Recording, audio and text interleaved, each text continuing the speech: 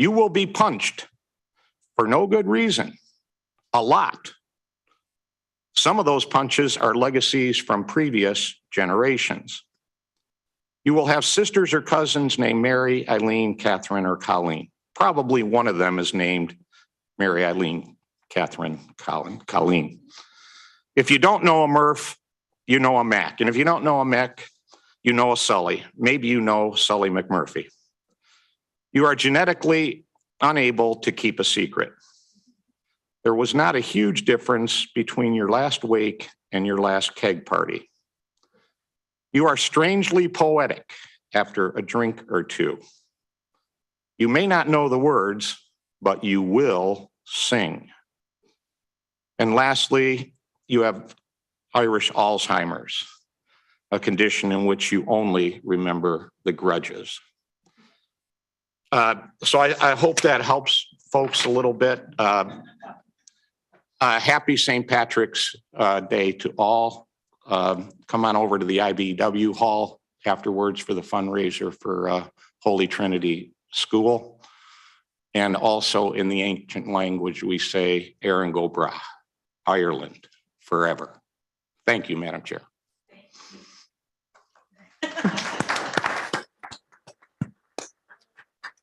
Yeah.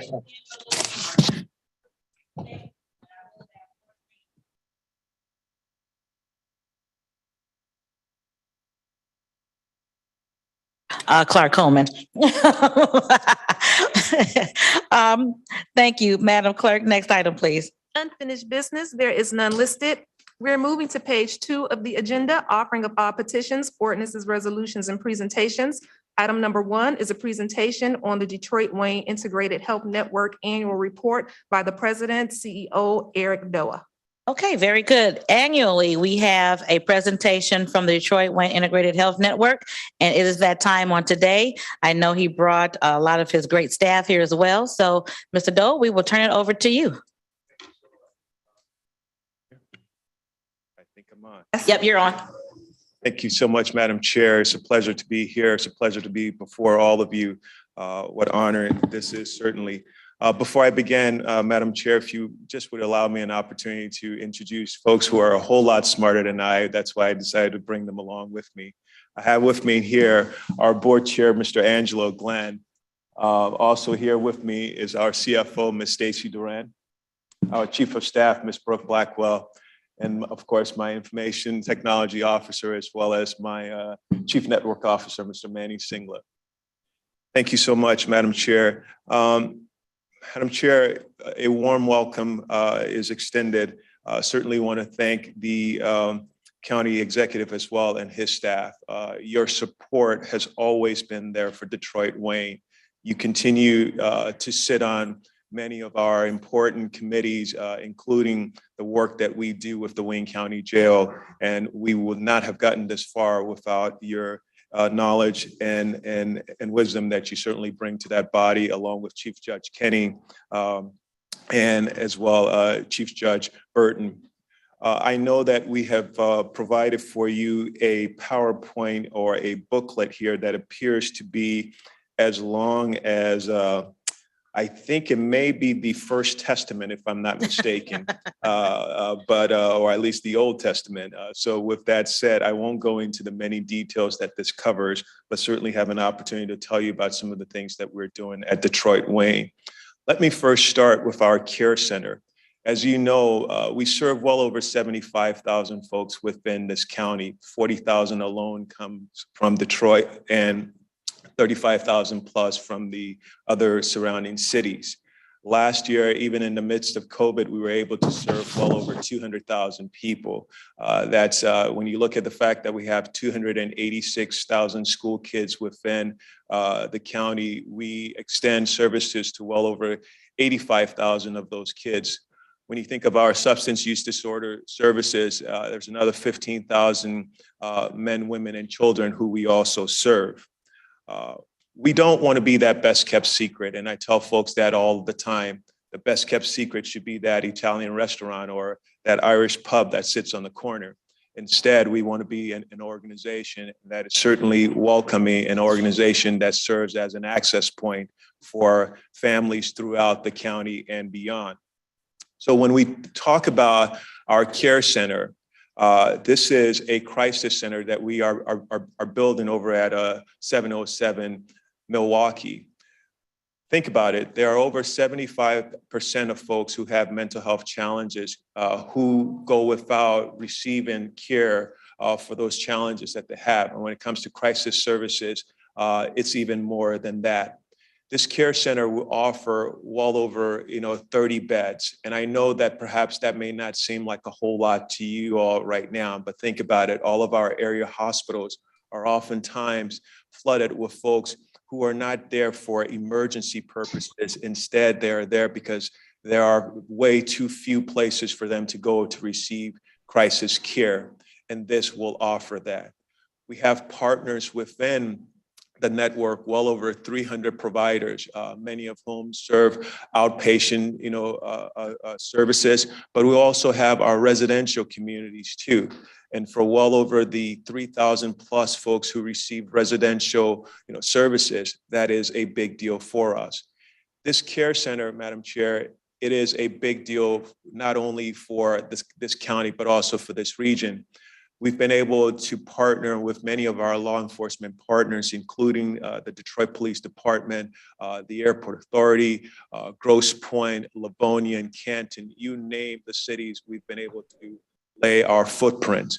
And we do so not because we have nothing better to do, but it is the thing for us to do, which is to provide services for folks within this county.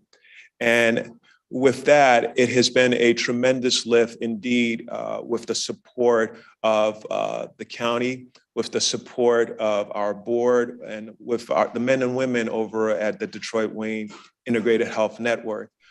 I come here, Madam Chair, with the opportunity to speak because I drew the short straw, but certainly there are folks who have put all of this together to give me this opportunity to stand here before you. And just some of the things that we've been able to do, even in the midst of COVID. Our CFO, Ms. Stacy Durant, I tell you, that woman has a way of working numbers that is beyond reproach, for sure. We've been able to provide stability payments to our provider network, well over $30 million through things that we've done just in terms of stabilizing the system as a whole. As you know, Madam Chair, there exists a shortage of clinicians within the network, period. And this is not only for jobs on the clinical side. I think we all are experiencing shortage of workers. We have dedicated our resources to making sure that we work with our provider partners to make sure that those jobs are retained within the system. And it is certainly nice to know that the governor has put forth some dollars, well over $120 million for retention payment, another $130 million in terms of clinical based clinicians to be offered within the school setting. And that is a huge, huge plus there.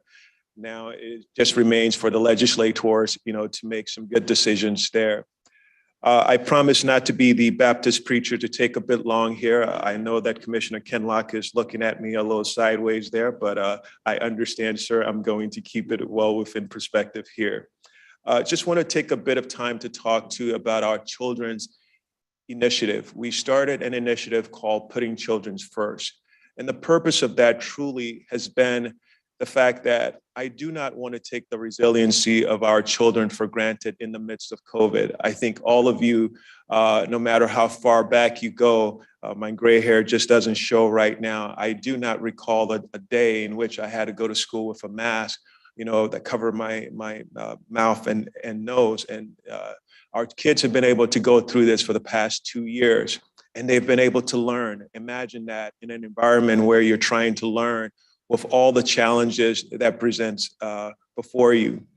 Our parents, loved ones have been able to juggle work and providing for children. That has not been easy. So putting children first is something that Detroit Wayne is focusing on this year. What does that mean, Madam Chair, in this body? Not only from a health perspective in terms of behavioral health services and physical health services, but also STEM programs, after-school programs. It means what opportunities can we partner with many of our friends in LinkedIn and all of these awesome resources that we have to offer our young people, opportunities. There are 5,800 kids each year within our foster system. And each year, hundreds of those kids age out of the system. And when they age out, miraculously, we're expecting them to all of a sudden have absorbed all of the understanding of life to make it through. But we are going to do something for those kids this year. We are going to partner with the county. We're going to partner with our provider network. We're going to partner with our community colleges to provide trade opportunities, education opportunities, job opportunities. We are looking for folks to work, and we have folks here to work. So why not give them an opportunity to do so? Madam Chair, I know we have put together quite a lot in this booklet here, and I certainly don't want to go down all of the accolades, but just one last thing here is to focus on those bills that are before the legislators right now. And speaking of the Cherokee Bill 597 in particular, if I may just turn to that. And so the Cherokee Bill is designed, Madam Chair, truly, and to this body, to change the delivery of behavioral health within the system, period. Simply put, this is a ploy to give this thing to the health plans. Now, Madam Chair, I like to talk dollars and cents because I was told that when you become a CEO, that should be one of the things you focus on, the dollars and the cents. But when I talk about the dollars and cents, I don't mean it from the perspective of just dollars and cents, but whether or not it makes sense. We do this thing right now for somewhere between 6 to 9% when it comes to admin costs. The health plans are going to do it for somewhere between 17 and 21%. So let's start there first. When we talk about care to persons, we worry not only about how they get to their appointments, but whether they've had something to eat, whether they have a roof above their heads, whether or not they have those connections within their communities. Your health plans are not going to do that for you. And this bill is designed to totally change that. And when we talk about the numbers in terms of at the end of the day, those dividends, we don't have coffers that we put money in. We partners with our community partners to provide services. Your health plans are not going to do that. And I want to talk just for 30 seconds here in terms of the Whiteford bill that is also on the House floor or will be on the House floor. You know, the difference between those two bills, at least Representative Whiteford is focusing on keeping this thing within community mental health. But still, there are some pieces that are missing from this bill when it comes to putting people first. You know, it speaks to integration, but both bills really do not integrate any services or barely do they do so. And so, Madam Chair, I am asking this body that when you have an opportunity to review these bills, or if you have an opportunity to listen to the authors of these bills, ask those critical questions as to whether they are putting people first. And if they can answer for you boldly that they are, press a little harder to find out how are they putting people first. And with that, Madam Chair, I thank you so much in this body for giving me the opportunity. I am prepared for questions, but I will direct all of them to Mr. Glenn. Thank you. Thank you, President Dow. I just want to first tell you that we're so appreciative of your leadership, especially coming on in a time like this with COVID and being able to manage through that and have your staff ramp up to help all of those in need and extra need that maybe did not need services before, but certainly did need services during the last 2 years. So thank you for your leadership and your team leadership in that. But I do have a question in regards to that. Over the last 2 years, have you seen, I know you have seen an increase, but can you quantify the increase in services that you've had just COVID related? Absolutely, Madam Chair. We've had to actually design a Reach Us hotline just for our young people because of the amount of contacts that we were receiving within our access center. I mean, you think of SUD services, that's substance use disorder services, 10% calls have increased. And I know that may not seem like a lot, but with each percentage points, there are persons connected to those calls. When you think about women and children and adults who have had or need for those services, we've experienced increases there as well. The challenge is, though, Madam Chair, is that when these buildings were somehow closed because people couldn't get in, we had to reinvent ourselves in order to be able to go out there and reach people. So we partner with Wayne Health as well as Ford X for mobile services to actually go out into the communities to make sure that people did receive services. Very good.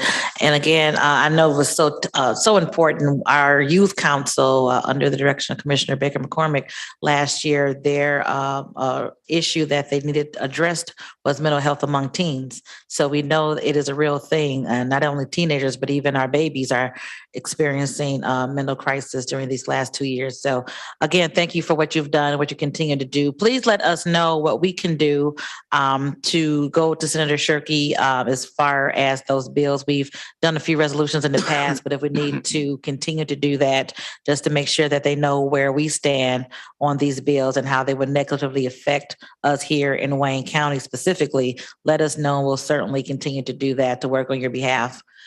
Are there any questions from commissioners? Commissioner Kleen? Thank you, Madam Chair. And thank you very much for the presentation today, Mr. Doa. I'm delighted to see that we're preparing an application for the CCBHC. I forget all the acronym on this, Behavioral Health Center. They were enabled 5 or 6 years ago by legislation from Senator Debbie Stabenow, who has just been an absolute hero on mental health in Washington. So I'm glad to see we're going to participate. We have, Madam Chair, passed a few resolutions about the legislation in Lansing, which has been a pitched battle for 7 or 8 years now, and I will be preparing another one in light of this. But what I would ask you, Mr. Doe, if you could, one of the key things here, one of the acronyms that will get talked about a lot that I would like, as a result of this bill, that I would like you to give your take, and that's the what I refer to as ASOs, the Administrative Service Organizations, which is not the way we're organized now. But if you could discuss what those are and the difficulties as you see it that present to the public mental health authority, mental health system. In the question as far as the ASO, Administrative Service Organization, that you will find in the Whiteford bill there. And what that is designed is mainly a management company at the end of the day. Very little, if any, understanding of behavioral health services or the delivery of behavioral health services. Now, Madam Chair, as best as I think that I am the fixer in the house and can fix any plumbing services, I know my limitations. And I say that only, to bring this forth. There's a reason why we look for the experts in certain fields, because we want their experts' opinion, their expert knowledge. Here, you don't have that in that ASO structure. Now, Madam Chair, if the ASO can also serve as a service delivery agency, such as, for example, Detroit Wayne becoming that would be a perfect scenario there, Commissioner Kleen, where you would have an organization that understands behavioral health services, working with our provider network to deliver those services, and also have an infrastructure built to provide those services. So whether we're talking about crisis services, whether we're talking about substance use disorder services, an organization that is structured in that fashion could do so. And that's what we have, and that's what we don't have currently under that ASO design there, Commissioner.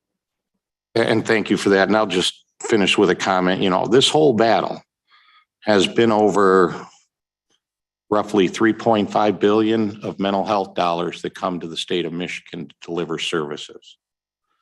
And this battle is over whether people who have experience in delivering mental health services are going to be in charge of spending that money, or whether medical health plans that have no experience in delivering mental health services, along with their substantially higher admin rates that will pull millions out of our system and into their coffer. So that's the basic battle right now with this legislation. Do we want professional folks doing our mental health in this state through a public system, or do we want to be delivered privately by health plans that have no experience doing it?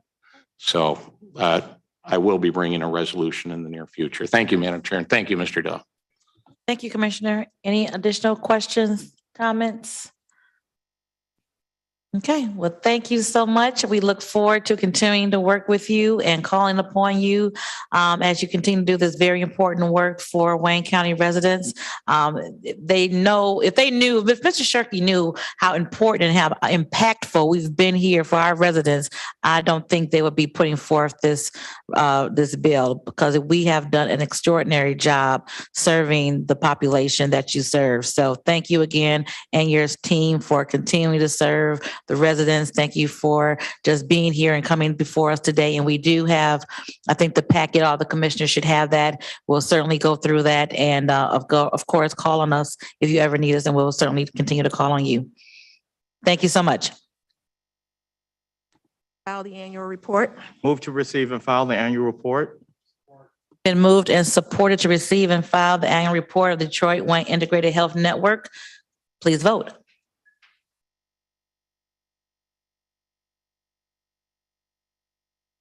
Motion carries. Thank you so much. Next item, please. Item number 2 is a resolution by Commissioners Bell and Kenlock fully supporting the effort to rename the postal facility at 4744 Grand River Avenue in Detroit for Rosa Parks. Commissioner Kenlock? You were on. Go back. Yep, you're good. Thank you. As you know, Senator, or you may have heard, Senator Peters introduced a bill to rename the post office downtown, what we used to call the main post office, in honor of Rosa Parks. We know her history. We know the struggle that she stood at the forefront of in the battle for civil rights. And this is a major action that Senator Peters has presented before the U.S. Congress and renaming this facility. It would be most appropriate for us to join in and place on the record that we support this effort.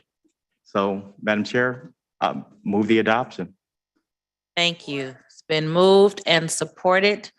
And again, we're thankful that our own senator from here, Michigan, Senator Peters, is bringing this forth in DC, and we're certainly supportive of this effort. So it's been moved and supported. Any further discussion? Hearing none, please vote. Motion carries. Thank you. Commissioner Clark Coleman.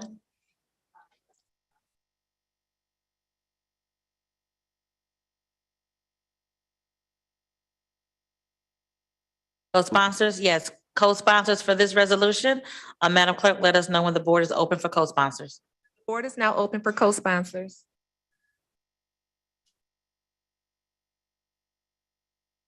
Co-sponsors duly noted. Thank you so much. All right. Thank you. Next item, please. Here on item number 3, a resolution by Commissioner Bell recognizing March as Endometriosis Awareness Month and recognizing the importance of endometriosis as a health issue for women that requires greater attention, public awareness, and education on diagnosing and treating the disease. Thank you so much. As many of us, we get a lot of information and issues that are important to our community from our constituents because they are living through it or they have a personal relationship with that issue. Endometriosis is a disease that affects women, highly in the African American women population. And a lot of time it goes undiagnosed because doctors would just say, kind of bear with it, take some Tylenol. They don't know what it is a lot of times. And it's usually not until it gets to a dire state that they'll go to and look at it a little bit more deeply and then realize that a person does have that condition. Unfortunately, that happened to my staff's daughter, at the young age of 21, she was diagnosed with endometriosis. And she's dealing with it now. So she's a 4.0 college student, a very gifted artist. And she's also dealing with this condition, but doctors for years told her, take some Tylenol every month and you'll be okay. Just wait it out, until she had to have surgery. And so it's something, again, that affects the African-American community more so than any other.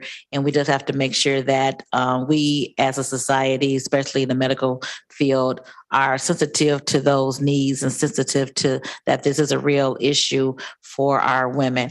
I don't know if Michelle Joyner wants to say a word about specifically what it is. Ms. Joyner, she doesn't want to speak.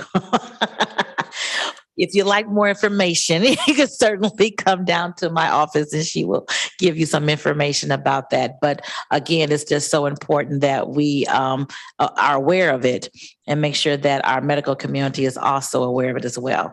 So I would like to move this resolution. Is there support? Support.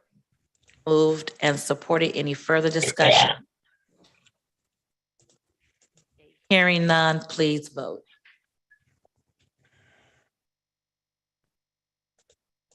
Motion carries. Thank you. Commissioner Monique Baker McCormick? Would you open it up for co-sponsor? Absolutely.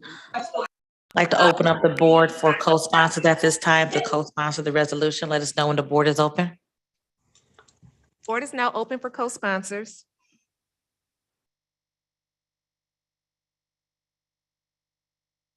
Co-sponsors duly noted. Thank you so much.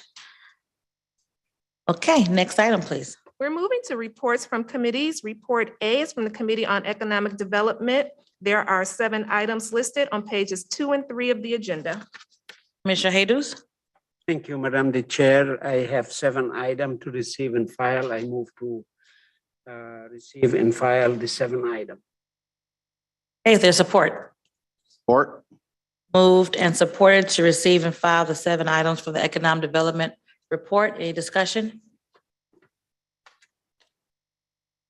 Hearing none, please vote.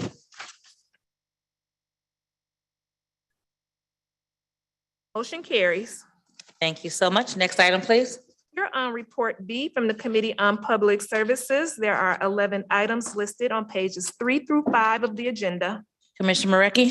Thank you, Madam Chair. I'd like to move to receive and file items 1 through 3 and move approval for items 4 through 11. And Commissioner Baydoun, as the maker of the motion on 7 and 9, Commissioner Palomera on number 4, and Commissioner Anderson on number 11. Support. It's been moved and supported by Vice Chair Pro Tem Baydoun.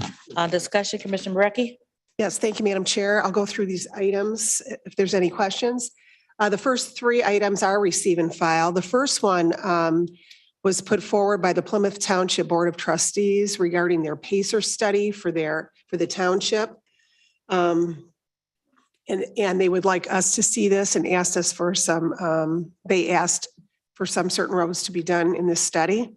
The second one is the 188 road crew report for January of 2022 for all of your commission districts. The third one is the completion of the status of the roads in the CIP plan. This is a budget instruction that comes to us. Number 4 is a contract with Allied Building Services. It's a contract for the conversion and renovation of the Elizabeth Park Concessions building. There's a building there that is vacant and they're going to redo that building. There were 2 proposals that were received in response to 722 direct solicitations on this project. Number 5, Mdot project for over $1.3 million. These are road improvements in Canton along Beck Road from Fellows Creek to Warren Road. We'll use Act 51 funds. Number 6 is another Mdot contract over $2 million for road improvements on Merriman Road from Schoolcraft to a little north of 5 Mile in Livonia. Number 7 is an Mdot contract to do Evergreen Road, 1.2 miles. That's $1.7 million. And that is in Dearborn. Number 8 is another Mdot contract for over $3 million. The replacement of a bridge which carries Merriman Road over the Tarabusi Drain, and that's also in the city of Livonia. Number 9 is Sam Baydoun's quest, and it has been answered. With Mark Anthony Contracting, this is projects over $4 million, and this is for the concrete pavement removal and replacement on Miller Road in the city of Dearborn. Number 10 is the third contract with a third gen management. And this is for Chandler Park Family Aquatic Center to do a renovation on this. This is $4.5 million. As you may recall, this park is actually included, the wording's included to take care of this in our Parks Millage as part of the original Parks Millage. And last is road improvements along Warren Road in the city of Dearborn Heights for $1.3 million. That concludes my report. Thank you, Madam Chair. Thank you so much.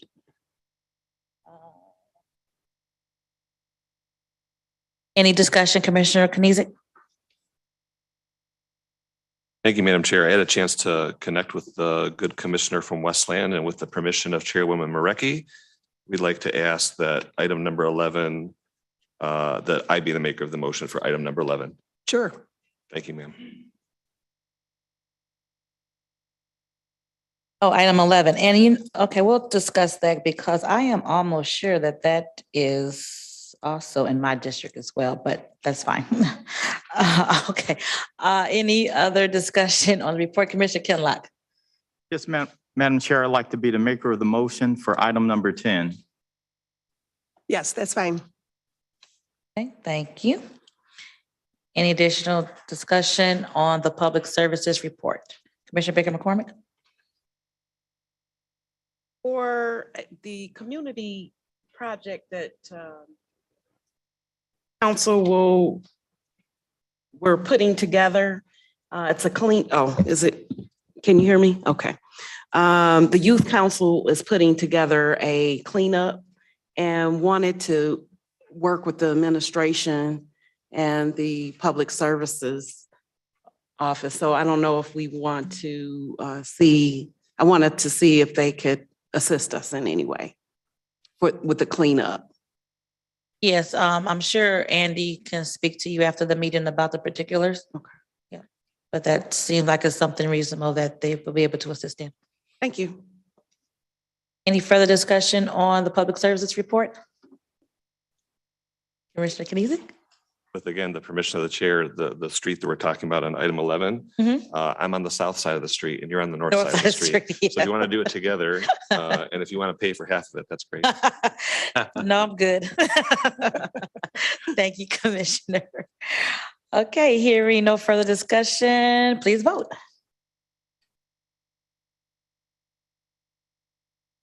Motion carries, and I have Vice Chair Pro Tem Baydoun as the maker of the motion on 7 and 9, Vice Chair Palomero, number 4, Commissioner Kniezek, 11, and Commissioner Kinlock, number 10. Thank you, Madam Clerk. Next item, please. We're on report C from the Committee on Public Safety, Judiciary, and Homeland Security. There are 4 items listed on pages 6 and 7 of the agenda. Commissioner Clark Coleman. Thank you, Madam Chair. I'd like to move approval of items 1 through 4. Support. Been moved and supported for discussion. Commissioner Clark Coleman. Yes, I'd like to give a brief explanation of the items. Item number 1, a 5-year contract with a 2-year option to renew with ETRS, which is Education, Training, Research Services. And it would not exceed $160,000. And what we're doing is exercising our first option to renew, and this is to continue to provide a community and jail-based batterers intervention that's for domestic violence program.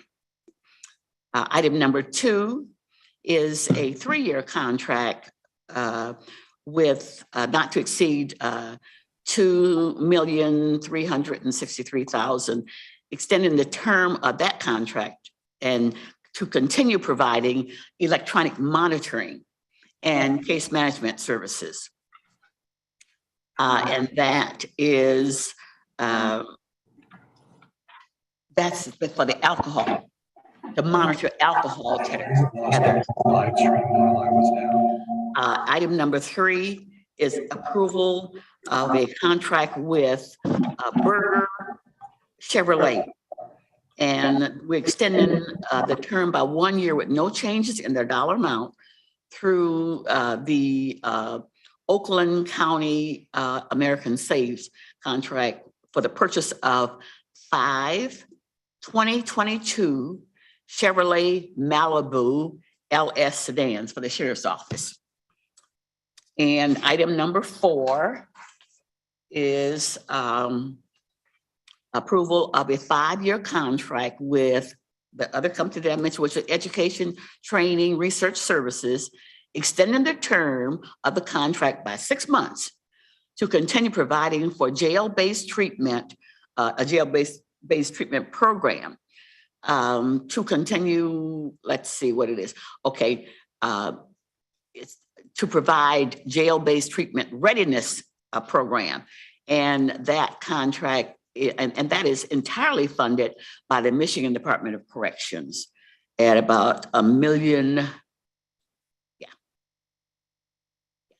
And that is it. All right, thank you so much. Any discussion on the public safety report?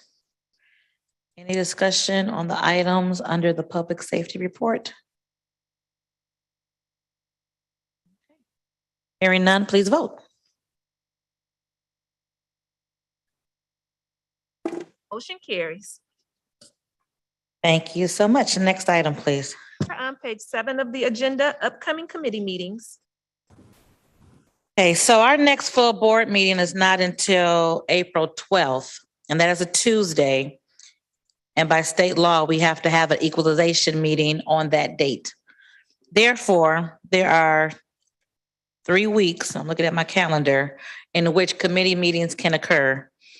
The week of March 21st, the week of March 28th, and the week of April 4th. So chairs of the committee, please talk to your members to see if you would want to extend the dates in which you meet, and then let Pam know what those dates are so we can have them published. Next item, please. We're moving to new business. There are 6 items listed on the agenda and 1 on the addenda. Item number 1 is requesting commissioner approval of a grant application between the Charter County of Wayne and the Michigan Department of Transportation. Okay, these items were not completed in time or did not get to us in time to go on the committee. So they are before us today. The first one is Mdot. Who's here to speak to that one, please? Come to the microphone.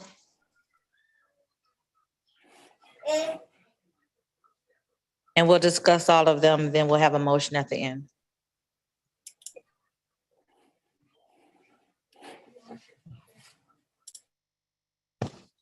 Hello, Madam Chair. This is Animesh Agarwal. I'm the Director of Engineering with DPS. These 4 bridges are the ones that we are requesting for funding from through local bridge program. Through which program? The local bridge program? Local bridge program, yeah. And these bridges are, one is over Hines Drive, Middle Rouge River Bridge. Right.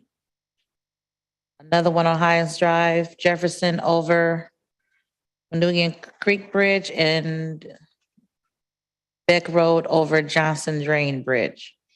And when would these begin, the construction begin? So this is for the application for 2024-2025 cycle.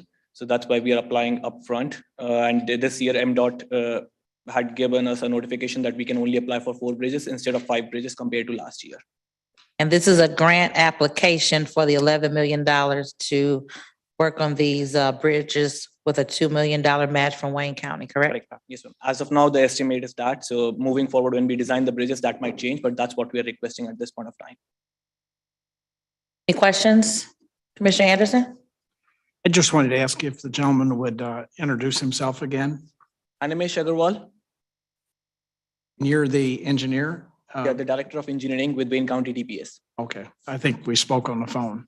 Oh, we did, yeah. Wonder- Thank you, Commissioner. We had not met. I did want to ask, are we looking at expanding? Because I think in the original, there was an original discussion about it so you're expanding the number of projects to get those in to see if we can get the funding and get approval on those. Absolutely correct, Commissioner. So Mdot every year they has a deadline and they tell us that how many bridges can we apply for funding. So we look at the worst bridges that we can apply for the funding, trying to maximize our dollar value that we can get from Mdot. So that's how we select our bridges and apply for the funding. Just a personal note, if you would afterwards, if I could speak to you afterwards about Absolutely. something. Okay, Sure. thank you. Thank you, sir. Not this. Commissioner Marecki? Thank you, Madam Chair. In my committee, we did discuss this because our staff had just received it. So I think Commissioner Anderson was asking if you are going to put any more forward. Is that what you were referring to? We can put in 5 bridges, right? So till last year, Commissioner, it was 5 bridges, but this year Mdot told us to only do 4 bridges. So they decide the number of bridges that we can apply for the funding. Okay, and we're just applying for 3 right now? So it's 4. Oh, it is 4? Yeah, it is 4, yeah. Okay, it was 3 last week, right? So it was a confusion, like there are a couple of bridges with the same over the Heinz Drive, and there was a confusion, but we are applying for 4. We are not Okay. leaving anything on the table. Yeah. Okay, great. Thank you. Thank you, Madam Chair. Commissioner Baydun? Thank you, Madam Chair. I know they're going to start Monday on the bridge on Ford Road over Heinz Drive. Is the county doing the work or is it Mdot doing the work? That's the Mdot bridge, Commissioner. Okay. All right, thank you. Madam Chair, Anderson? Commissioner Baydun just made me think of that. There was a media report, and I just wanted to check it, verify it with you, sir, about that project, those bridges on Ford Road, shutting down. And the way the news report was, it was all of Heinz Drive, which of course wouldn't make any sense. So we're not planning on closing the entire stretch of Heinz Drive, correct? Yeah, Commissioner, I'll have to look at the detour map, but we would be closing some part of the Heinz Drive because it's a deck replacement that Mdot is doing. So I can get with you after this to look at the detour just to make sure what part of the Heinz Drive would be closed. Since it's an Mdot bridge, they applied for the permit through our department. Okay, so it may be closed even beyond Outer Drive, west of Outer Drive? I'll have to go back and look at the detour. Okay. Not sure at this point. If you would, I appreciate it. Thank you. Okay, absolutely. Thank you, Madam Chair. Commissioner Kniezek? Just some clarification for me. So I'm looking at the new business item, and 2 of the projects are identical.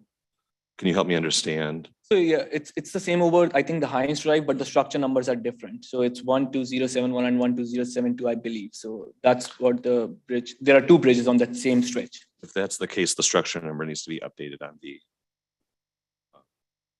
agenda here. Thank you. With the south-north 12107 and then 071? I think of the 2. Say it again, Madam Clerk. The second 12071 should be 12072. 72. So I say, okay, so we'll correct that, have that corrected. Okay. Any additional questions on this item? Okay, thank you, sir. Thank you. Next item, Madam Clerk. Item number 2 is requesting commission approval of a grant agreement between the Charter County of Wayne and the State of Michigan Department of Licensing and Regulatory Affairs through the Michigan Indigent Defense Commission to support the county's fiscal year 2022 compliance plan. Okay.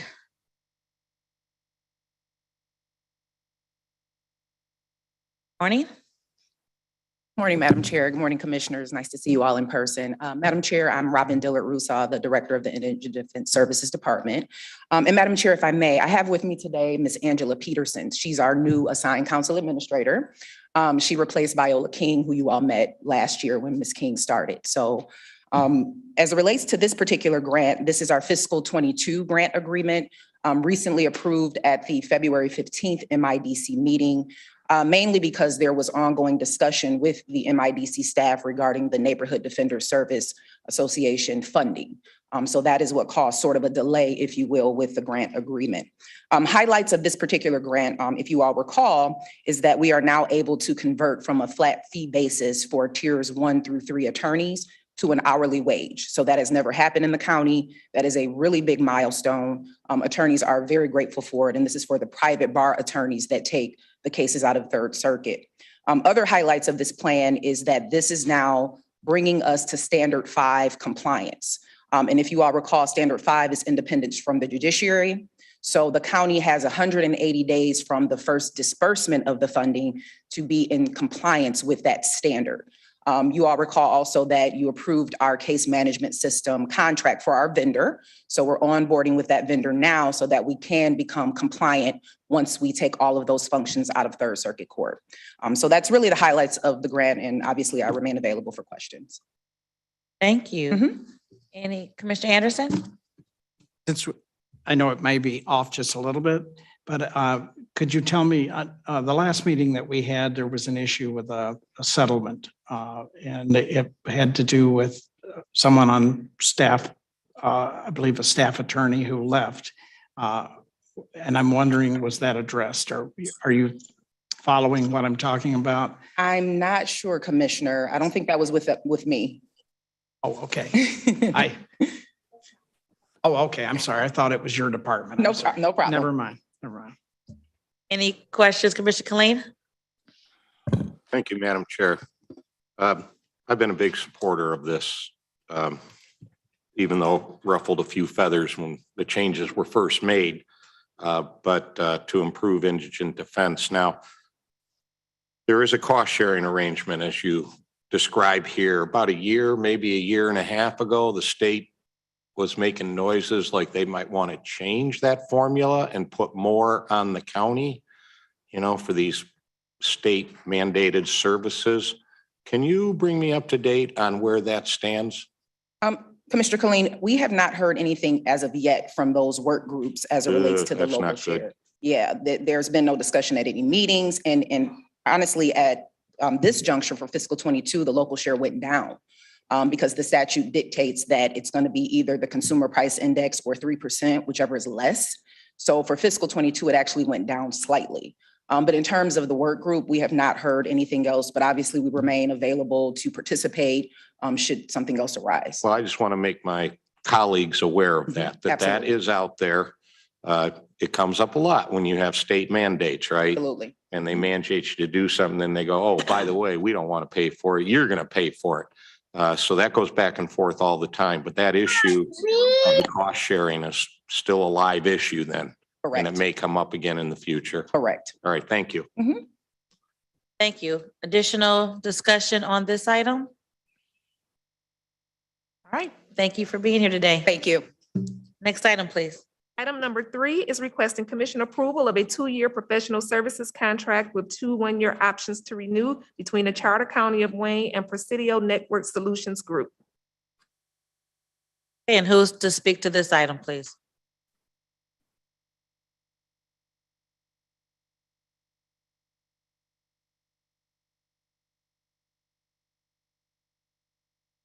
Good morning, Cheryl morning. Luder from Department of Information Technology. Hey, talk a little close to the mic, please. Thank you. Say it again. Cheryl Ruder, Department of Information Technology. Okay. What is this item before us? This is for a contract with Presidio for network infrastructure equipment and installation at the Criminal Justice Complex. I'm sorry, you said the network, so all of, Network infrastructure and the equipment and installation. that would be everything? Yes. Oh, great. And that's for all of the buildings? Courts, jail, juvenile, everywhere? Okay. And 1.6, did we go out for bid? How many proposals? 475 direct solicitations. 4 proposals were received. This company is located in Massachusetts? Oh, yes. And I like to, as close as possible, have a Michigan company, if not a Michigan company, a Wayne County company. So of all the proposals that were selected, this one was selected because why? They were offering the best pricing for the county. They have the best pricing. Yes. And do you know when they'll begin? I guess when the jail's done, right? Correct. Well, I guess, in all seriousness, will they be working in concert with I know we're pretty much along the way with the jail. So are they going to begin now as they're filling in the walls and the conduit and? I'll all- direct that to Ryan. He's over the project. Okay. Ryan Hayes, hello. Yes, that's the intent. The majority of the equipment on this order is all back ordered. So we're looking at probably 6-month lead times to even get the equipment. So that's the urgency here. But yeah, they'll begin installing as soon as the equipment arrives. So part of the supply chain, a lot of the equipment is caught up in that. Oh, wow. Chip shortage, yes. Right. Oh, my Yep. goodness. And are they pretty confident that we'll have it in time for the jail opening? Yes, yeah, we've been working with the vendor Cisco to make sure that they're get the equipment as soon as it's available. So they're doing all they can. Thank you, Commissioner Kinlock. Yes, thank you, Madam Chair. Just I noticed this is under new business, which means it's being brought directly to the commission. My question is, would this normally go through a committee? And where more diving into this item would have been able to take place? Because my thing is, and you and I have talked about this, and you and many of the commissioners agree, as much as we possibly can, this major public infrastructure project, we need to do everything we possibly can to make sure that local dollars, that our monies are being spent with local businesses, I should say. The lowest bid is not always necessarily the best. And we have local businesses here which are struggling. And so I just absolutely think that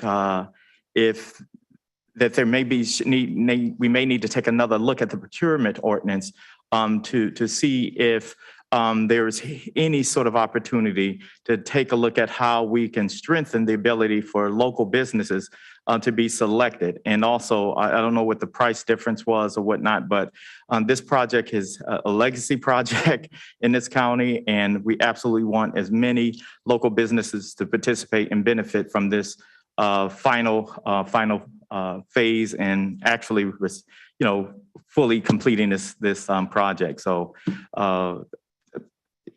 just a little interested in getting more information why, a local business was not selected. This mass is crazy. Thank you. Do we have the score sheets in our package? The score sheets are in our package, so we can see the difference between this bidder and the other bidders. But I think we all echo those concerns, as I stated earlier, making sure that we're using local companies as best as possible, as most as we can, because it's important that we support those businesses who've been struggling over the last few years. Commissioner Monique Baker McCormick, then Anderson.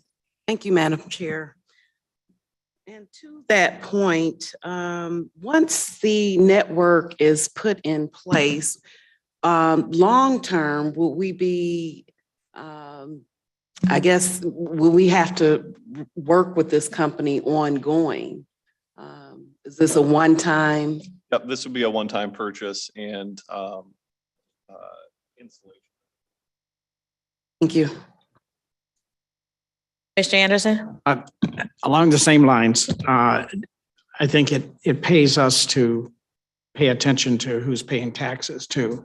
And even if the price is a little better, we need to have a formula in place. And I think I agree that we need to look at the procurement ordinance if that's what's necessary to be done, that consideration is given to local businesses that are paying taxes to the county and to our local communities.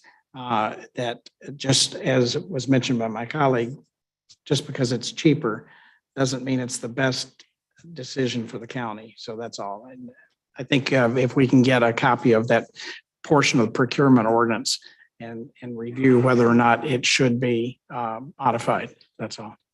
Thank you. And we do have our previous procurement ordinance guru here, Aaron. He may want to speak to that later on in the agenda, but thank you. That's absolutely something we should look into. Any additional questions on this item? Commissioner Killeen. Thank you very much, Madam Chair. Could you describe what the changes are in the scope of services in this amendment?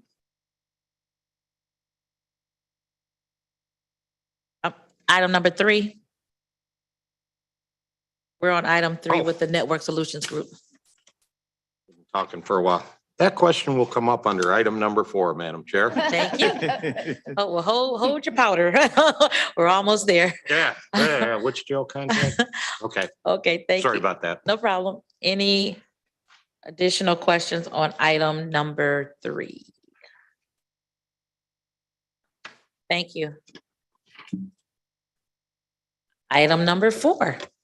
Item number 4 is requesting approval of amendment number 7 to a contract between the Charter County of Wayne and Memorial Healthcare not to exceed $1,025,000, extending the term of the contract and adjusting the scope of services for inmate and employee COVID-19 testing.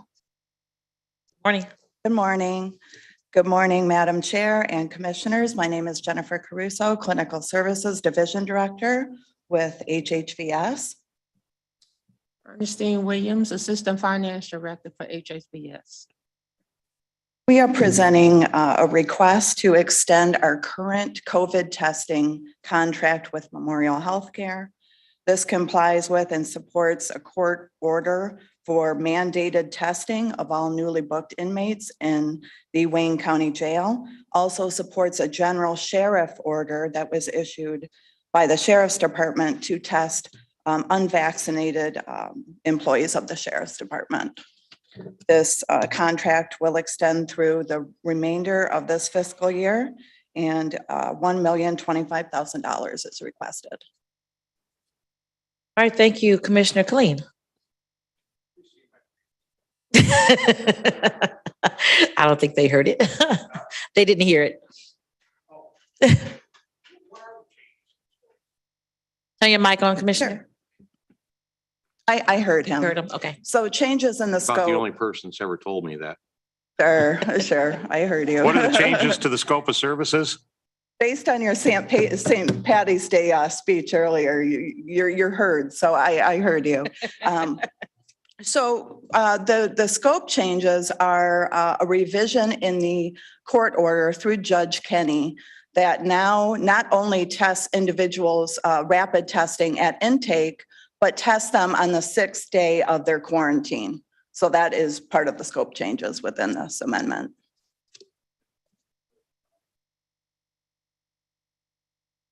Yes, I do. Send positive tests. What are we doing in the jail as far I as have that. how, So we're how at widespread COVID is? Sure. So right now, cumulative percentage of positive tests is 3%. About what the general population is doing in this state. About the same. Yeah, that's what the state of Michigan is Yeah. reporting, a little over 3% positive. Right, but nationally, it's much higher in Yeah, jails and in prisons. jails, absolutely. And so I wanted to give a little shout out to how well this has been controlled in our jail locally. So thank you. Thank you. Commissioner Marecki. Thank you, Madam Chair. So who's able to get the antibody test? The antibody testing was removed from the scope and agreed to by Judge Kenny through the So nobody's order. getting that now. Yes, All right. no, we're not doing that now. Thank you. Commissioner Baker McCormick. Yes, I wanted to clarify, was this originally emergency? It was. It was, Okay, yes. that's why I And we did get quotes from other vendors as well, and they were significantly higher than Memorial. Thank you. Welcome. Additional questions on this item? Commissioner Baydun. Thank you, Madam Chair. Do we have any stats as far as vaccinations of these inmates? I mean, when they come in, if they're not vaccinated, are we giving them the opportunity to get vaccinated? Yes, yes, Commissioner. I believe we're at about 18% in the jail right now with individuals that are housed currently. They are offered vaccinations at the intake, at the receiving screening, and we hold clinics every week for inmates. They're also able to request them on their tablets. So they have tablets in the jail and they can make a request through the tablet as well. So if they decline at intake, but then later, believe that they would like a vaccine, they're able to request that on the tablet. Thank you. You're welcome. All right. Thank you so much. You're welcome. Next item, Madam Clerk. Item number 5 is requesting commission approval of a 3-year professional services contract with 1 2-year option to renew between the Charter County of Wayne and Guide House not to exceed $8,851,531 to serve as the project management office for implementation of the ERP. Morning. Good morning. Aaron Wagner, Chief Financial Officer. So in the reset of the ERP, we have gone out to bid for the new project management office services. This was a public bid. We received 2 offers, one from Guidehouse, the other from a company called Qualcomm. Going through the evaluation, and we did have part of commission staff as one of the advisors on the evaluation committee. It was determined that Guidehouse was the most responsible respondent to this solicitation. The term is for 3 years. It is approximately $8.8 million. And 32% of that $8.8 million is going to a local Wayne County business as a subcontractor. Thank you. Questions, Commissioner Basham? Thank you, Madam Chair. It's interesting to note, and they are probably the lowest qualified bidder, but our commission counsel provided an analysis that highlights this contract's provision, which limits Guidehouse's claims, losses, liabilities, and damages to $5 million. Apparently, the county did not seek its provision, but came to an agreement after negotiation. Can you explain that a little bit? Yes, so through the contract negotiations, and this is consistent with our current Guidehouse contract, we did come to a liability agreement. Both parties agreed to, at least Corporation Counsel reviewed it, our risk management team reviewed it, and Guidehouse was also accepted the agreement at $5 million. Madam Chair, can I have Commission Counsel weigh in on this? Because it raises a question mark for this one commissioner, so. Commission Counsel? And through the chair to this honorable body, while this clause to limit liability is included in this contract, it is not included in most contracts. However, it is not uncommon, and we have seen it before.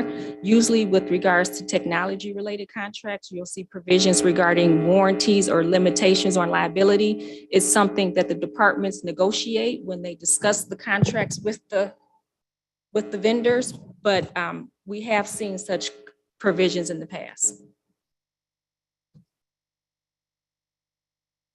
Basham?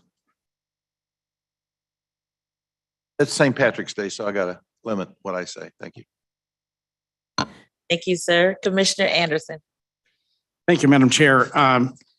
Aaron, is this, just to be clear, for everyone's knowledge, this is a contract being recommended to take over for what was supposed to be done by Cherry Road? No, this was to take over work that was done through DCG, which was the consultant PMO group. Also, some of the existing contract from Pierce Monroe, we're consolidating that into just one contract. So this is actually our project management that will help with identifying, future state processes and procedures, helping us work with the implementer to make sure that, as we bring the new technology on, staff understands what they will be doing within that new technology, helping us to establish best practices and then document all those so we have user manuals and training manuals. So this is a position that we did not have, or contract that we did not have with the previous failed contract. We did with, again, with the Pierce Monroe contract and with DCG. The thought was, since we're refreshing this project, let's put our best foot forward. Let's put it out to bid and see if we can't bring in agencies that specifically have experience with Oracle Cloud. And so that was one of the minimum requirements, was that they could demonstrate that they have successfully implemented PMO projects with this particular piece of technology, Oracle Cloud. Essentially a project manager. Yes. Just as we have with the jail or the CJC. Yes. And which we did not have the last time around, right? We did it in-house. Is that? For the CJC? No, I'm talking about for the ERP. No, for the ERP data consulting group and parts of the previous Pierce Monroe contract were covered under this. Just data consulting group did not have Oracle Cloud experience, right? PM&A, they were helping us with multiple parts of that implementation. They were doing the documenting of our current processes. They were going to be working on the future state processes, but we didn't get to that point. They've been assisting with staff augmentation as our SMEs are in testing and working. We still need work done, so backfilling in those areas. This contract is with with Guidehouse. They have in the past successfully managed implementation of Oracle Cloud. So that was really the idea behind this, is let's really try and bring our outside consultants and make sure that they have the best skill set and technology and can prove they've done a successful implementation. So this is basically added cost to implementing the ERP. This will be in addition to an implementation contract, correct? Oh, okay. So it is a result of what happened with the project as it was proposed before. It in part and parcel, yes. We had these services provided before, but as part of the reset, we really tried to hone in on that Oracle Cloud piece. I'm not opposed to having experts do something that failed before, but I am concerned that this didn't go to committee because it is a sizable amount of money. We're talking just south of $9 million for this, and I don't know if there's some reason why there's a timeline. Is there a contract timeline or something? Yes, so the current contract with DCG is running out of funds. And so the urgency on this was to get the PMO to stand up so we have consistency with the project. And do we have timelines that this contractor will be obligated to make with what they're doing for the county that will be checked periodically? Because that was part of the failure before, is that things were not, benchmarks were not met as they were going along. And, right. And it failed terribly. Understood. And so as part of the proposal, and it is, we took our scope of services and directly lifted those into the scope of services, so they mirror what was asked for in the solicitation. And so those milestones, making sure that we have the availability of, each year what our charge is going to be through or with Guidehouse, year 1, year 2, year 3 in the base years. And then, pulling together that timetable with the reporting, so it'll be transparent where we are with this project. All right, thank you. Thank you, Madam Chair.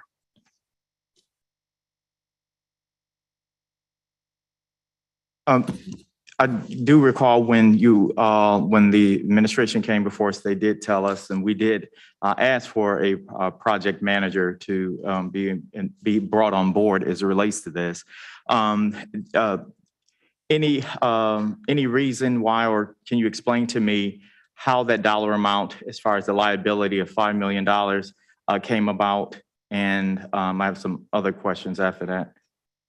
So when we went out to bid, as common practice in our solicitations, we put our standard contract language with all of our insurance requirements into the documentation. When it came back, that was one of the areas that Guidehouse had redlined as an area of negotiation or discussion.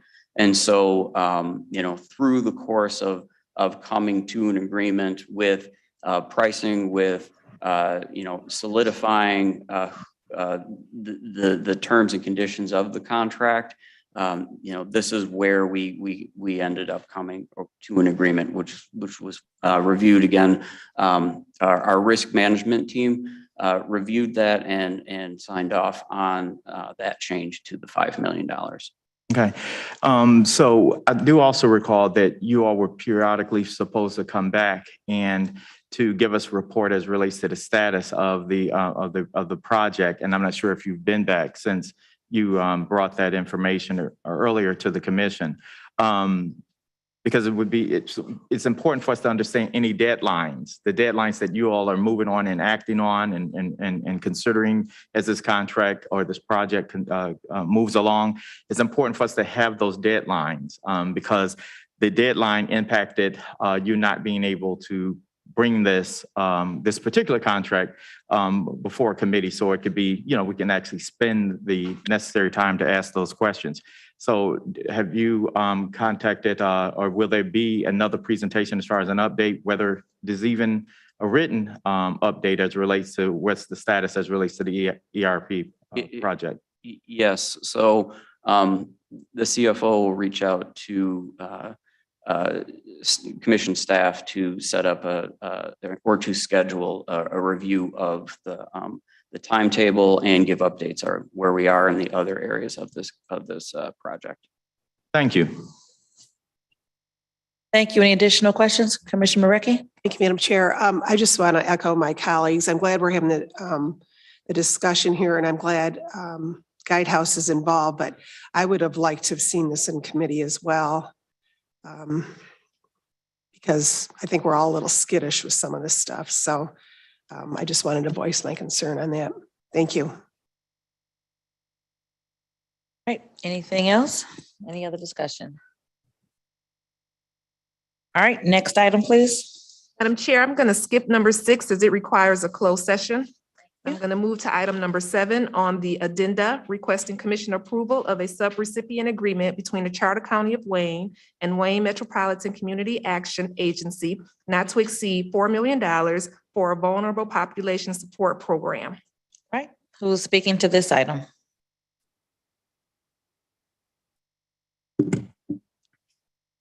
Thank you, Madam Chair. Good morning. Luz Morning. Mesa, Interim Director of Economic Development. We are bringing to you this request as part of the Emergency Rental Assistance Program. As you know, we have been allocated approximately $32 million with an original distribution of $13 million, of which we are asked to obligate 75% by the end of this month. If we do not do that, sorry, I'm a little nervous today. If we do not do that, Treasury will or it is able to kind of reconsider the remaining of our allocation and redistribute that as needed. We don't want to lose that money for Wayne County, and Wayne Metro has stepped up with some vulnerable populations where they have gaps and are able to fill them in the amount of $4 million to support homeless folks with hoteling, recent refugees with hoteling and housing, as well as very, very low-income Detroiters. As you know, just 2 weeks ago, you all allowed us to expand this program into Detroit. And we ask your support of this so that we can commit our funds for ERAP. Any discussion? Oh, that's a discussion. Okay, Marecki and then Anderson. Thank you, Madam Chair. So there are Wayne County residents included in this as far as help for Wayne County residents. Yes, it will. It mostly will cover refugees who are currently in hotels, and has an allocation for homeless folks who are looking for hoteling. But a huge portion of it is in Detroit, and as you know, we only opened that up 2 weeks ago. So our ability to fund through the ERAP program that is being run by us is more limited since that just became an option. Okay, so are we leaving any groups out of here and having? The existing emergency rental assistance program still includes everyone. So this is just one up to $4 million allocation to Wayne Metro. And I want to thank them. I know a few of their representatives are on the Zoom line if you have questions for them. But it's a up to $4 million allocation for them to serve these 3 subsets of population. Kind of as a side project to ERAP. Our ERAP program continues to run and support all Wayne County residents. Thank you. Luz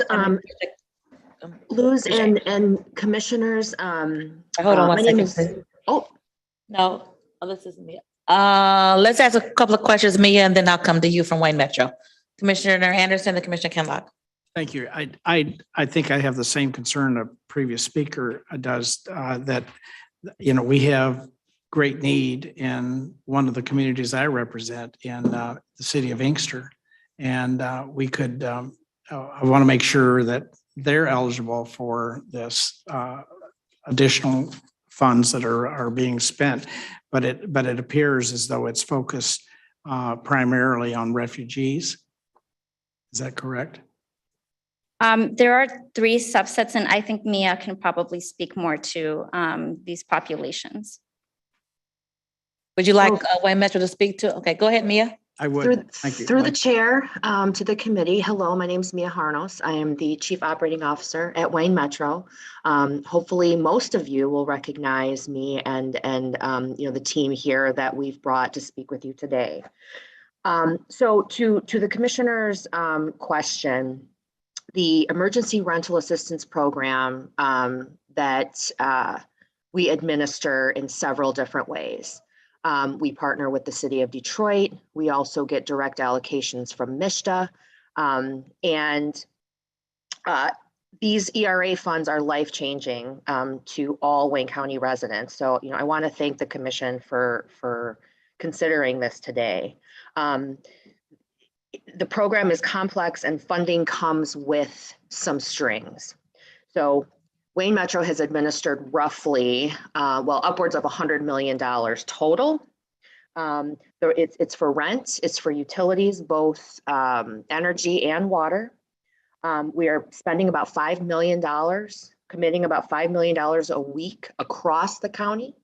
And we also are serving Wayne County residents across, across the community, and to the city of Inkster. We've actually spent time in the building, taking applications on and doing community outreach events. So I just wanted to hit on that. So what is interesting about this program is that we have to hit targets in order to receive additional funding. The state legislature has put spending targets on. They will not release additional funding, state funding, until we hit those targets.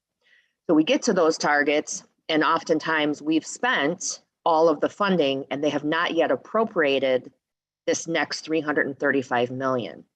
So what this funding will allow us to do is to make sure that the hardest hit, the most vulnerable populations of all of Wayne County will not go without. So one of the special target populations that we know are hurting most are very low income at 50% of poverty. So that is extremely extreme poverty. And we've got upwards of 800 of those folks we can reach out to. We have our refugee and homeless populations who are, staying in hotel still with COVID restrictions.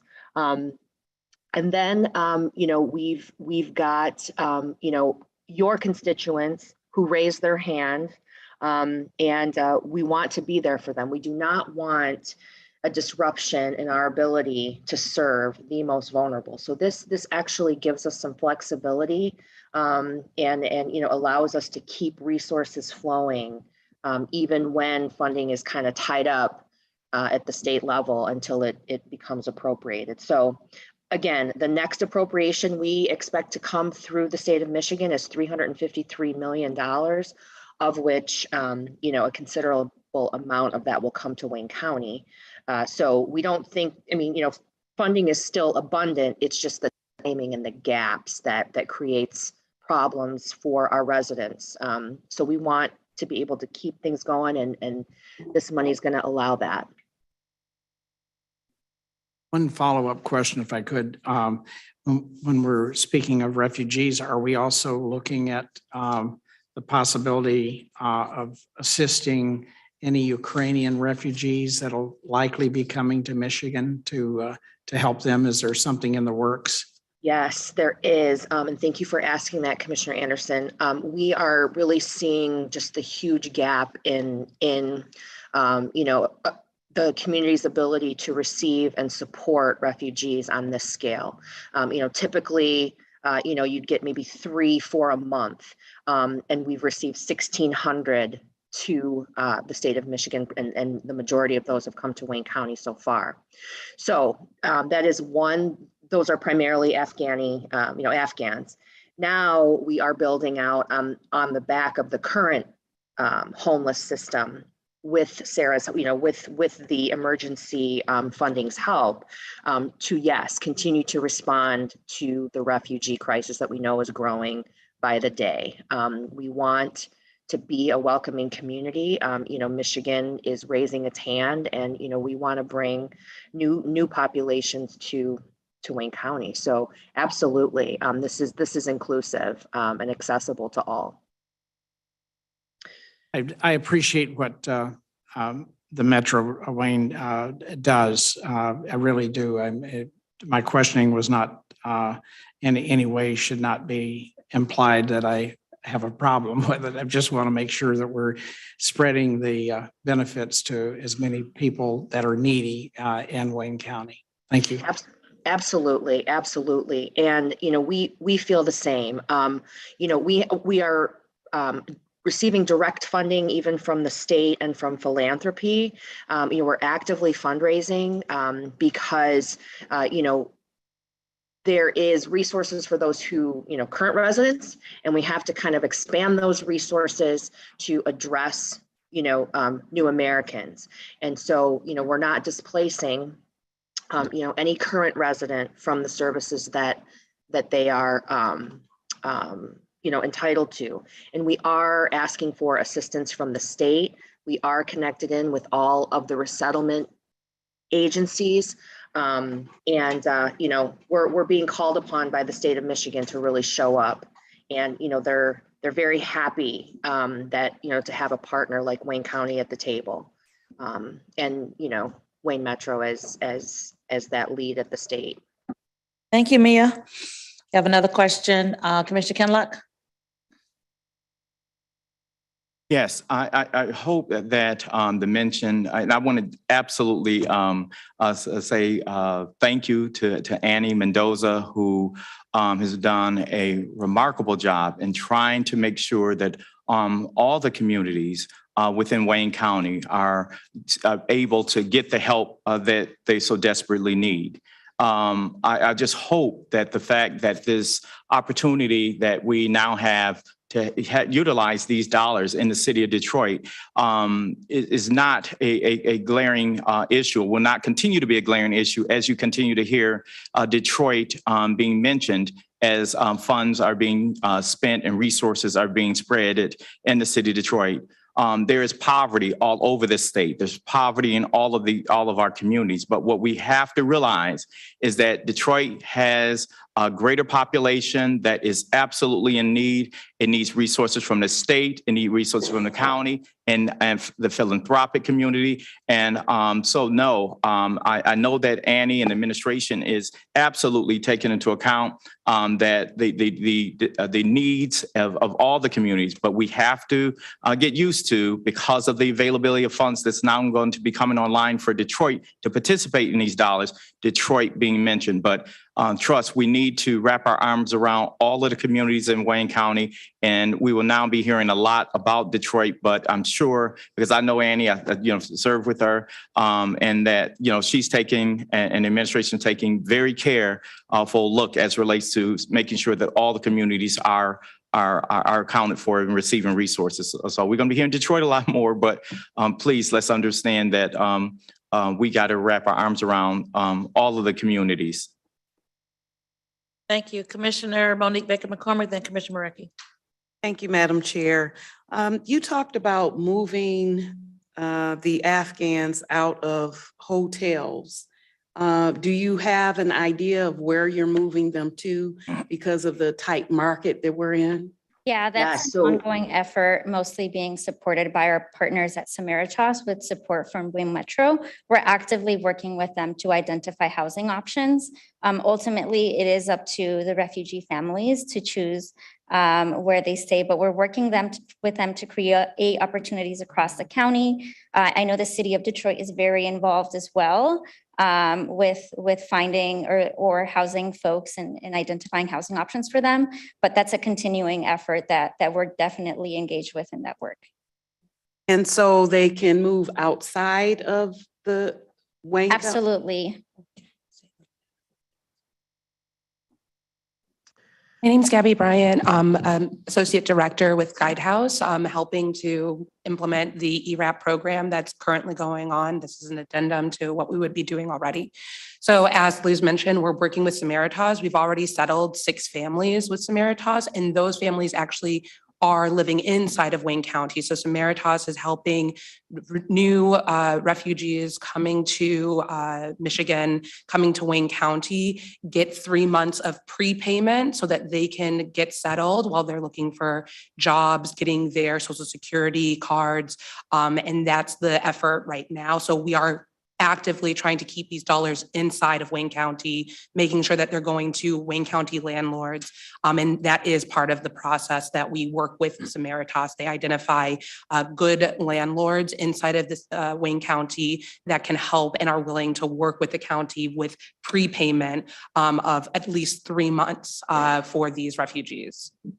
Do we know how many refugees you're?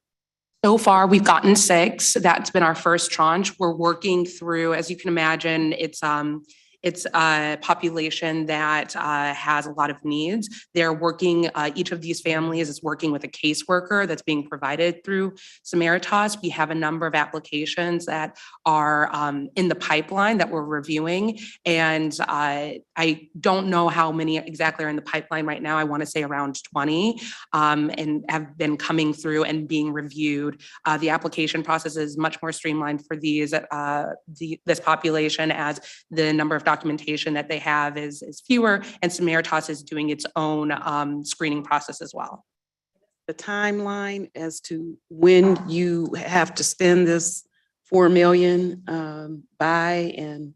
So the 4 million specifically that's going to be going through Wayne Metro, we are looking to obligate those dollars before March 31st to these families. So making guarantees to families. I think about 1 million is going to hoteling for refugees, and then 3 million will be going to Detroit landlords to help the lowest income people, residents inside of the city of Detroit. As has been mentioned, the commission recently allowed for the program to spend these dollars in Detroit, which is really great, and is allowing us to basically fill that gap that Wayne Metro is mentioning as far as funding while they're waiting for state funding, and also help the county meet its spending and obligation goals. And so if this, I mean, that's 2 weeks. And so do you already have a pool of folks? Because that, you said 6 people. And I'll let Mia answer okay. that question. There is a identified pool of people that they have ready to go. Yeah, so currently in hotel, there are about 500-ish individuals. They are all staying within Wayne County hotels. There might be a couple just like outside of the county, but the majority of them are in the city of Dearborn currently. The population, so the population that I talked about, the 753, to be exact, when I talked to the team yesterday, is this very low income population. And so I'm just going to do some quick math times 753. So the average payout that we see at Wayne Metro for this program is about $8,700. That's average. Some are higher, some are lower. The times that by the 753, we're already at 6.5 million. So it is not going to be hard to spend this money. We have folks on the waiting list ready to go. And so it will be very easy to spend this money if we already haven't by the 31st. Thank you. Thank you. Can I take an opportunity to ask something of the commission? Would it be possible that we could get at some point some support to these to send to the state legislature potentially to help us get out of this continuous cycle of spend, stop, wait, spend? It's highly disruptive for residents. And I don't know if the commission would be open to that, but I think that would be a very powerful voice on behalf of our residents. Let's talk offline with me about a resolution or something that we can do. We'll speak up some language that would be helpful. Thank you. Okay, Commissioner Marecki? Thank you, Madam Chair. I just want to clarify my question after Commissioner Kinlock's comments. When I was asking about Wayne County, I was including Detroit too. I just want to make sure our vulnerable population in the entire Wayne County is getting this money basically first and then spread it out to other people. But I just wanted to clarify that. Thank you. Thank you, Vice Chair Pro Tem Baydoun. Thank you, Madam Chair. Wayne County has been a welcoming county and will continue to be one. And I want to applaud the Wayne Metro in the economic development in Wayne County. Thank you, Luz, for all that you've been doing to help those less fortunate. And I want to echo my colleagues' comments, Commissioner Kinlock, about the inclusiveness of this program. We definitely don't want to leave anyone behind when it comes to this program. I am aware of about 80 families that are staying in a hotel in Detroit on the border of Dearborn. Do we know how many Afghan refugees are there in Wayne County? And as a real estate broker, I can tell you one of the challenges has been finding rental units for these families. And we don't have a lot of time. March 31st, we have to allocate this money. Are we going to be able to pull it off in terms of finding housing for these families? I am confident that answer is yes. It's not without its challenges. I will say that about a month ago, we hosted a landlord workshop welcoming session, and we had about 100 Wayne County landlords show up.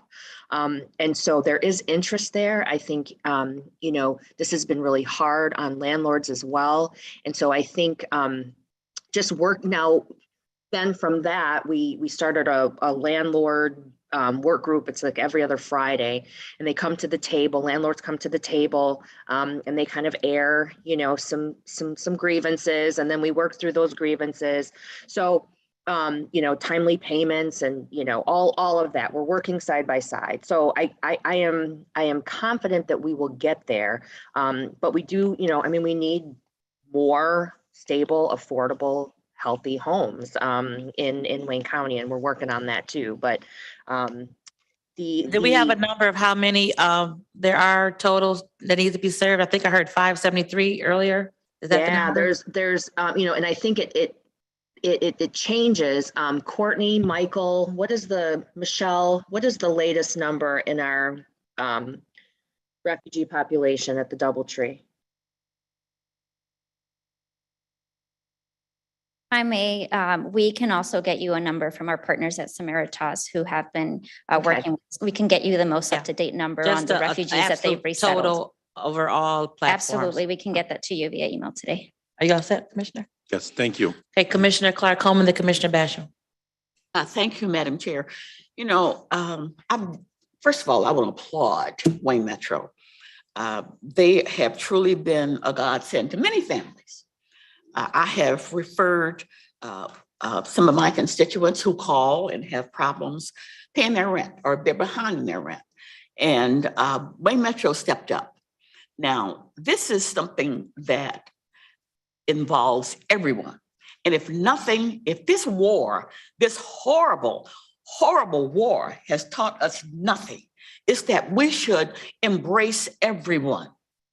There are no cities versus out county versus north side. This is one county. And we need to work to support one county. And that's what I can say about Wayne Metro. Anything that I can do to help you guys, I'm thoroughly in support of. And rather than have money sitting there in case someone in other communities need help, but they haven't applied for it, instead of sitting there having that money sit there, spend it on places that need it right now and that will apply for it right now. Don't just let it sit there in case someone in maybe a richer community might not need it right now. But there are people in poorer communities that might need it right now. So the one thing about Wayne Metro, that is what they do, and that's why I support them. Thank you. Thank you, Commissioner Basham. Thank you, Madam Chair. I appreciate the efforts and that Wayne Metro is doing and everything, but are the landlords that they're putting these folks in, are they current on their property taxes? And that should be a must. If they're not current, then they're not helping the county. They're not providing resources for everything in the county. So they should absolutely be current on their taxes. Can you answer that question? Very good point. So Commissioner Basham, I would answer it this way. We are working directly with the court systems, all the circuit courts, to ensure that landlords and tenants both have a seat at the table.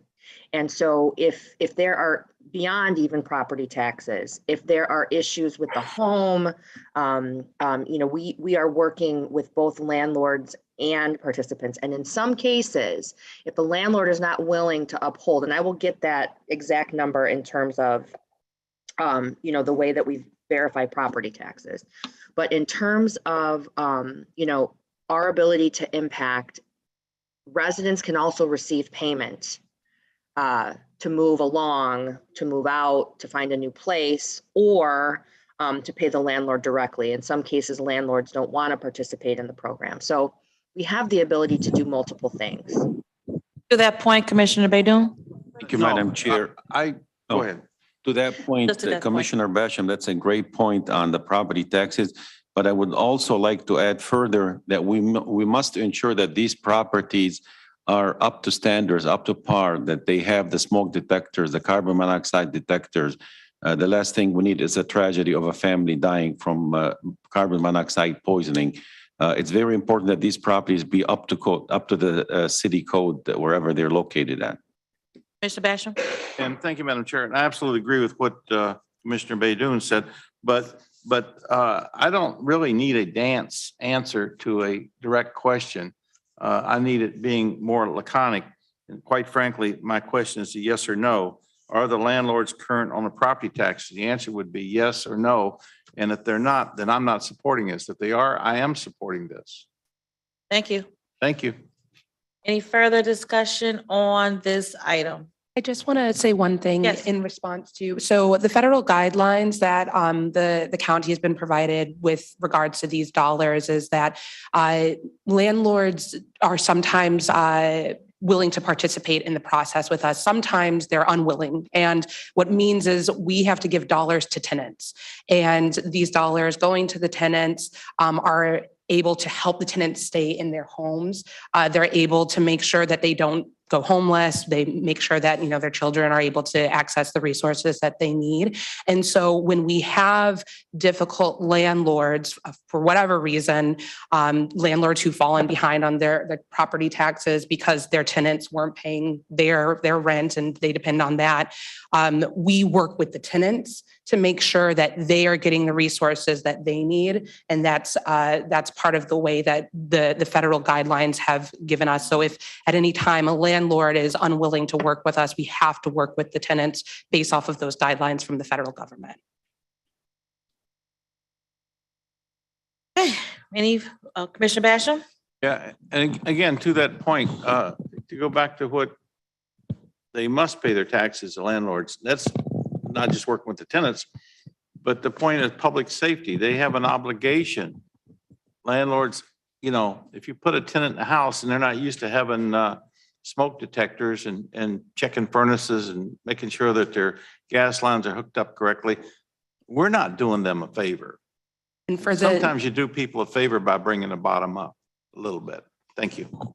Thank you. I will say for that part, our partners at Samaritas take a very big role in supporting families in identifying housing and supporting them in acclimating to anything that might be different here than what they had at home. And so they do have caseworkers that help settle those families and identify safe housing.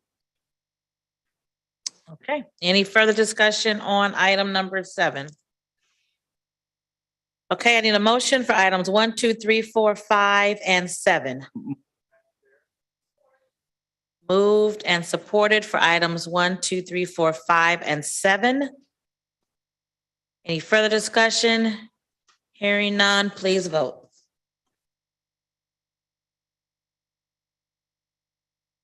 Item number 6 is a, thank you, Madam Clerk. Item number 6 is a closed session item.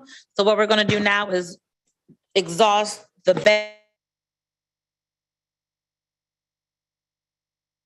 Thank you. I just wanted to say my no vote on item number 3. No 1, 3? Yes, ma'am. Okay. You have that noted, Madam Clerk? Okay, thank you. All right, on page 10, Madam Clerk. Here on page 10 of the agenda, testimonial resolutions and certificates of appreciation, there are 7 items listed. Okay, any comments on the testimonial resolution certificates of appreciation? Commissioner Clark Coleman. Not appreciation on memoriams. Resolution, Commissioner Scott. Thank you, Madam Chair. These 3 students that I honored for my Sojourner Truth. Sojourner Truth was a double bill in Lansing when I served as a senator there. And that's when Governor Granholm voted the Sojourner Truth bill. And that was in 1984. And also, which is now nationally, it was a double bill with Juneteenth. So for my Sojourner Truth, I usually have something that I have my students in my district write essays regarding a Sojourner Truth or someone that they know is like a Sojourner Truth. And these were my 3, but because of COVID, I couldn't have an affair this year. So I went out to the schools. Well, first of all, I had some former educators go over all the essays and they selected them 1st, 2nd, and 3rd place. And there are stipends that are given to each one of these students. And so I went out and presented them their stipend and took pictures with them. And so I'm just grateful that these 3 students continue to participate. normally, when it's not COVID, I have 200 or 300 students that participate in the program, but I'm grateful that the few that did was also. So I just want to thank these students for being a part of it. Thank you and congratulations on continuing to uplift the work with Sojourner Truth. Thank you, Commissioner. Commissioner Baker McCormick. Madam Chair, I wanted to, on item number 5, Zeta Phi Beta sororities, incorporated the Zeta Nu Zeta chapter, which is Inkster. We're celebrating the 58th Finer Womanhood event. And I wanted to also add Commissioner Anderson to this item as the commissioner in Inkster. Thank you. Thank you. Commissioner Scott. Thank you. Sorry, I hadn't finished. Oh, sorry. Go ahead. I'm sorry. But I wanted to talk about number 2, Dorothy Beatrice Tate. This is the most fantastic woman that you could ever meet in life. This lady still gets around, does everything, does her own cooking, live by herself. She and I both have the same hairdresser, so I took her certificate over there, and we had a glass of wine. Because she loves wine and chocolates. All right, at 98, okay, yeah, awesome. So at 98, if you got that kind of spirit, you can have anything you want. Absolutely, absolutely. and just such a beautiful woman. So I was just so glad to honor her for this 98th birthday. So again, thank you, and just wanted to congratulate Marcus R. Wade Sr. One of my granddaughters belonged to his church. So just a fantastic man. So congratulations. Please give him my regards, Commissioner Clark Coleman. All right. Thank you. Happy 98th birthday to Miss Tate. Yes, thank you. Commissioner Clark Coleman. Yes, I did want to say a couple words about item number 3.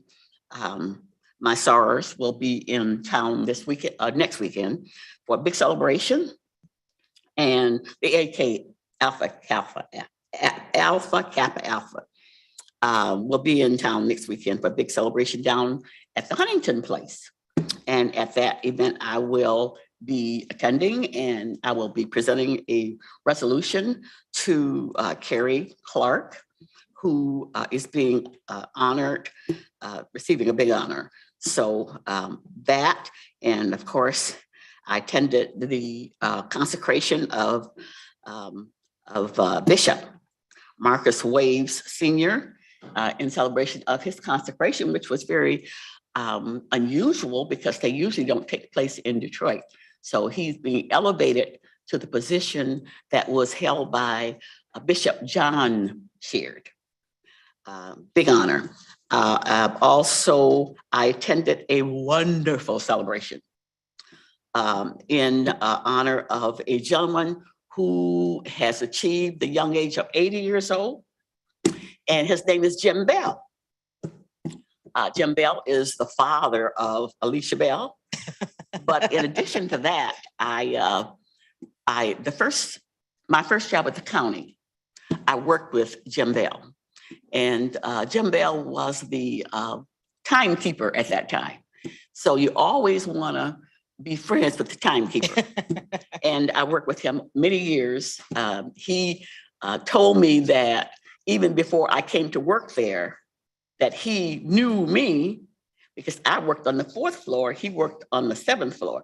You know, people, you don't even realize that. He said, and you used to come upstairs all the time and to the vending machine, and we would always see you coming. So he is still very fresh. He's still very fresh. Yes. And so he's a wonderful gentleman. And I had a ball because I got a chance to meet a lot of people that I worked with many years ago. And it was very, very nice. I enjoyed it. And thank you for inviting me. Thank you, Commissioner. Yes, my dad did turn 80 and we had a wonderful time. And it was, I brought together a lot of his old friends, including Commissioner Clark Coleman, and his prom date was also there.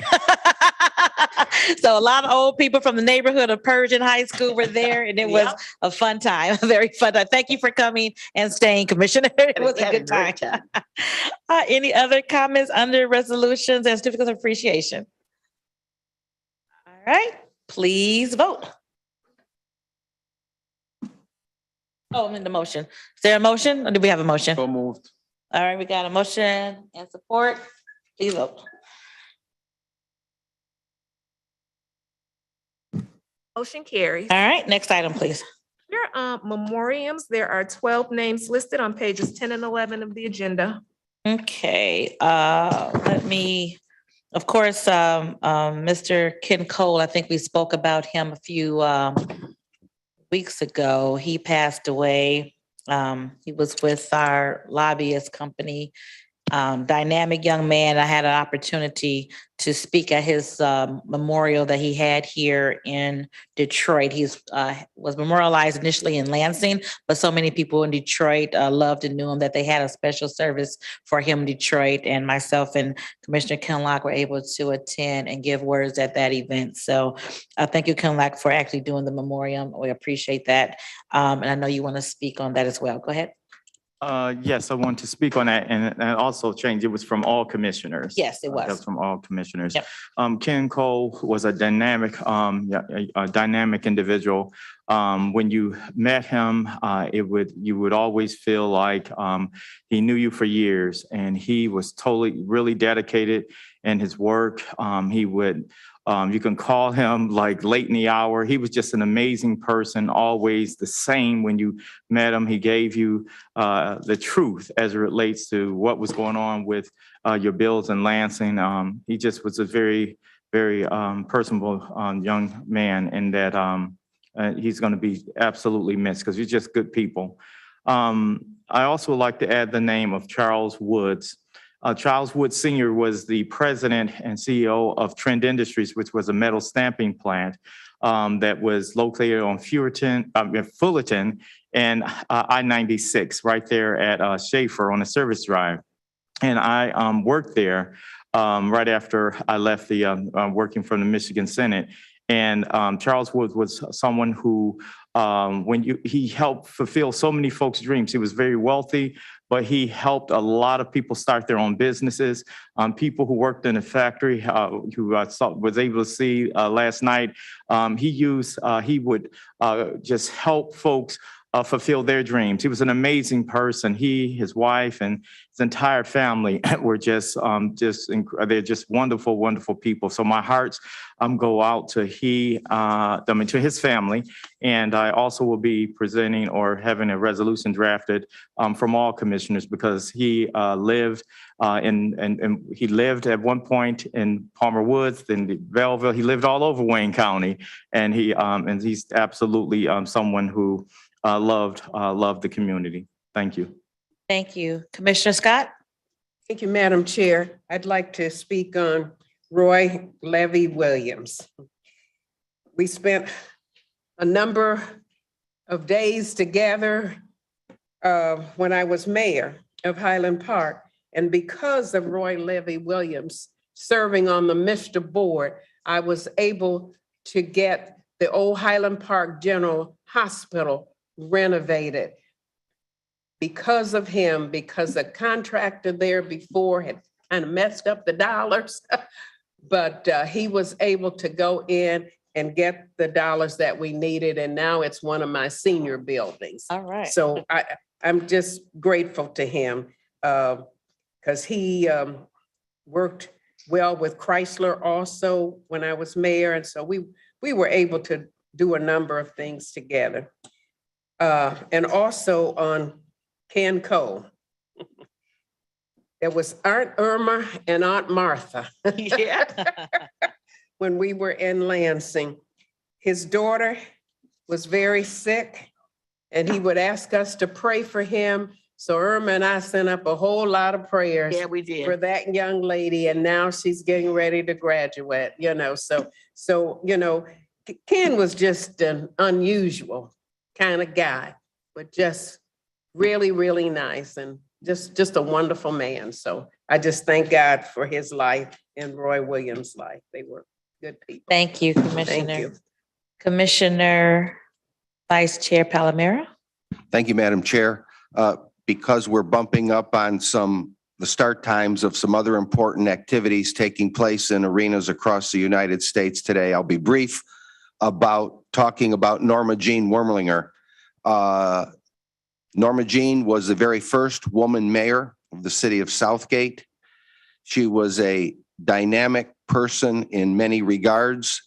And 17 years ago today, in the commission chambers, Norma Jean was honored as a woman of distinction when the commission honored women during Women's History Month. So she'll long be remembered. Her funeral was last week. Thank you, Madam Chair. Thank you, Commissioner. That's an important piece of history there. First woman mayor of that city. Very good. Commissioner Kniezek. Thank you, Madam Chair. I want to thank my colleagues for the opportunity to lift up and put forward the name of Joe Girolamo for our memoriams today. Joe passed away earlier this week at the young age of 101 years old. Born in New York City, grew up in Detroit, moved to Livonia, where he lived for 69 years. Joe is probably most known for his service as a World War II veteran, served as a staff sergeant in Patton's 7th Army in the European theaters and across Africa, France, and Italy. When he got out of the service, Joe went on to work in the tool and die division at Ford Motor Company for 32 years and has been an incredibly active member of the Livonia community and the Michigan community at large through his service with VFW and the American Legion, was honored back in 2009 as Livonia's Veteran of the Year, and of course was at that time also recognized by then State Senator Glenn Anderson and Representative John Walsh from the city of Livonia. Lots of the young folks in the community have the opportunity to know Joe through his teaching of flag etiquette to the Boy Scouts, the Girl Scouts, the Cub Scouts, the Brownies in Livonia, worked with Livonia Churchill's high school junior ROTC for over 20 years. And while I'm sure Commissioners Marecki and Anderson might want to offer up some observations of their own, it was just a real privilege to know Joe, a man who really commanded the room, was genuine, was authentic, took his experiences as a service member and as an active member of the Livonia community and tried to share that with others, and in doing so, make us all stronger along the way. So I appreciate then Senator, now Commissioner Anderson, for having introduced me to Joe at AMC Livonia 20 during one of the commissioner's free Veterans Day movie events many, many years ago. And I would ask that this be offered by Commissioners Anderson, Marecki, and myself in honor of Joe Girolamo. Thank you, Commissioner. I think there'll be no problem. Commissioner Anderson. Thank you, Madam Chair. And thank you, Commissioner Kniezek, for such a good job of presenting this on behalf of Joe.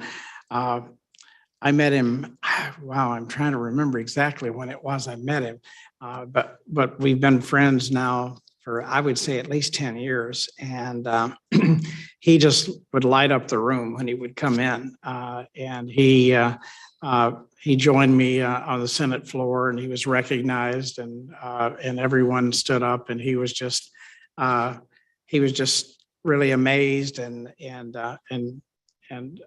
John Walsh over in the House, as was mentioned, also had him recognized on the floor of the House on the same trip.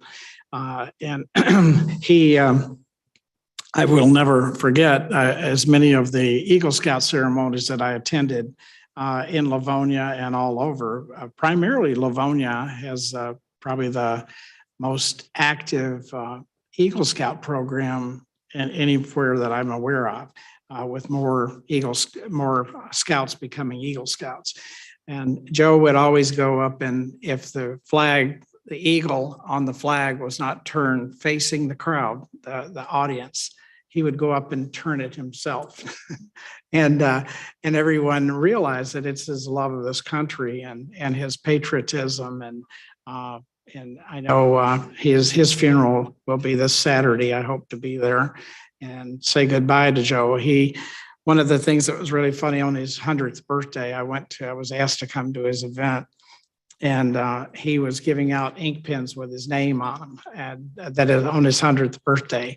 And he really did love the attention, and his daughter would just get such a charge out of, and she really would go over the top. And he had, actually, I was getting my hair cut recently, and the lady that was cutting my hair, some way it came up. I think I mentioned that I was going to, there was a gentleman that's turning 101, and she said, I cut his hair. and she pulled out one of his ink pens that he had given her with his name on it. And I think it had his photo on it also. And he was passing those out everywhere he went. But he's just a remarkable person. He, as was mentioned, he would always come to my Veterans Day movies that I would do when I represented Livonia. And I just can't imagine anyone like him ever crossing paths with anyone like him again. He loved White Castle hamburgers, and for his birthday, they actually took him some White Castle hamburgers, and I believe it was his 100th birthday, and also the 100th birthday of White Castle. And he made a big thing about that. And but he was just such a decent person. And like I said, he loved this country. I'd also like to add another name, Mrs. Norma Guy of Inkster. She's a mother, grandmother, great-grandmother. I'm not sure about great-great-grandmother, but she passed away just recently, and I'll be attending her services, or at least the visitation this coming weekend also. The family, I became close to the family when I attended her 90th birthday. And her son was a longtime employee of the city of Inkster. But anyway, my prayers and thoughts are certainly with her family and with Joe's family. And a sad time for them. Thank you. Thank you so much. A credible life well lived. Thank you. Commissioner Vice Chair Pro Tem Beydoun. Thank you, Madam Chair. I would like to add the name of a Dearborn Heights resident and a family friend, the late Muhammad Jamil Humayed. This past week, the Dearborn and Dearborn Heights community lost a young man to this ugly and mean disease called cancer.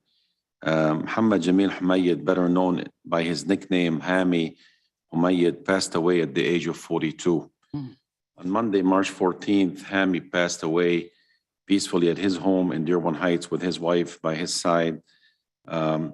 He has 3 beautiful girls, Fatima, Maryam, and Zainab. He is the son of Haj Saleh and Haji Suzi Humayed. Hami and his siblings grew up in the south end of Dearborn, where their family operated a popular Middle Eastern bakery that served the Dearborn and the surrounding communities. Walking into the bakery in the early 90s, you would run into Hami as a teenager, helping his parents bake meat and cheese pies. As Hami grew older, he owned different businesses, from a landscaping company that he ran for years to his car wash on the west side of the state. Hami was a successful business owner and a family man. Hami was diagnosed with cancer just over 2 years ago. He didn't go down without a fight. He spent his final years surrounded by his friends and family. A God-fearing man, Hami will be missed. Again, we extend our sincere condolences to his family. Thank you, Madam Chair. Thank you, Commissioner, for that tribute. I think we have one more. I'm going to let Andy speak to Connie, who was an employee of Wayne County in the administration's office. Thank you, Madam Chair. Andrew Candrivas on behalf of Wayne County Executive Warren Evans. Good afternoon to you all. I just wanted to take this opportunity to thank the entire commission for the recognition on this memorial for Ms. Connie Camilleri on behalf of the Wayne County Executive. All of us that worked with her on the executive floor, 31st floor, as well as throughout the departments that she has worked in her Wayne County career. We recognize, give gratitude to you for this recognition, for Connie, for her family. Connie was a wonderful person to work with. She was a great coworker. She was a great person. She went very quickly. And I know that on the executive floor, it will hurt, but not nearly as much as for her family. So thank you very much for acknowledging this. Her visitation and arrangements are next week. I think it's in the e-communication, and she'll be at John Molnar in Brownstown. So I know that.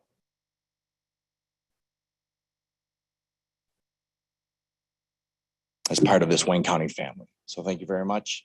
And separately, I never get up here to talk about these, but I will say this. Thank you very much to Joe Palomera, Commissioner Palomera. Norma Jean Wermlinger first put me on a committee on the City Planning Commission and forever changed the trajectory of my life. She was an amazing woman as well. So thank you. Thank you so much. I appreciate that. Commissioner Clark Coleman. Thank you, Madam Chair. Just wanted to mention, I don't know if it was mentioned that Jonathan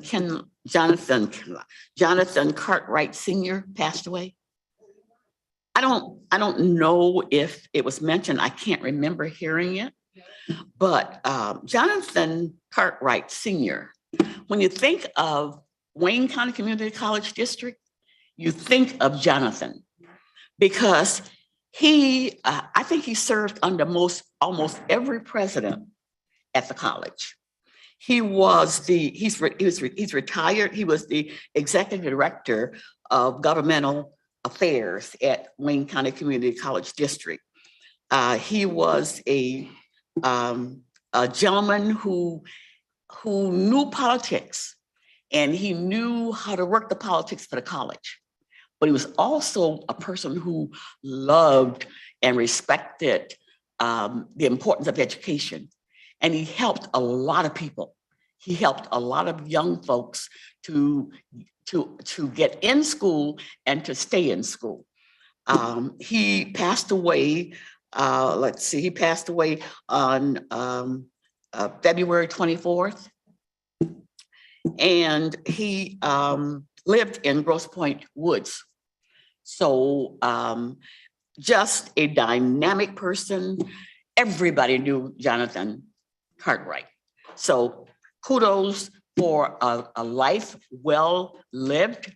He was absolutely marvelous, and I cannot say enough wonderful things about Jonathan Cartwright Sr. Thank you. Thank you. Oh, and one last thing. Sure. One last thing. Item number 12, Jeanette Johnson. Many of us know Stevetta Johnson. Mm-hmm. That's her sister. Oh, sister. Yes, yes. As we all stand for a moment of silence, I'm just going to speak on Andrea Spraggins really quick.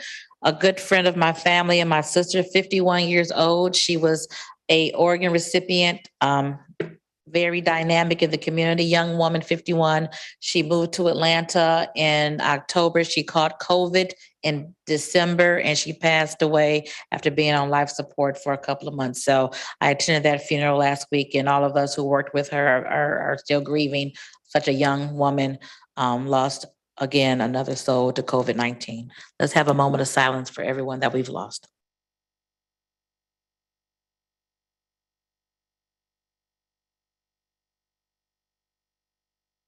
Thank you.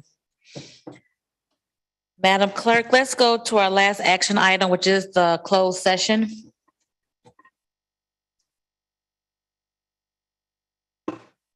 We are returning to page 10 of the agenda, requesting commission approval of a settlement in the matter of Delora Watkins v. Robert H. Haley. not to exceed $1 million. Corporation Counsel has reviewed the litigation and is of the opinion that a discussion of trial or settlement strategy in connection with specific pending litigation in an open meeting will have a detrimental financial effect on county's litigation or settlement position. Therefore, a closed client session is requested. Move to go into closed session, Madam Chair. Been moved and supported to go into closed session. Please vote to go into closed session.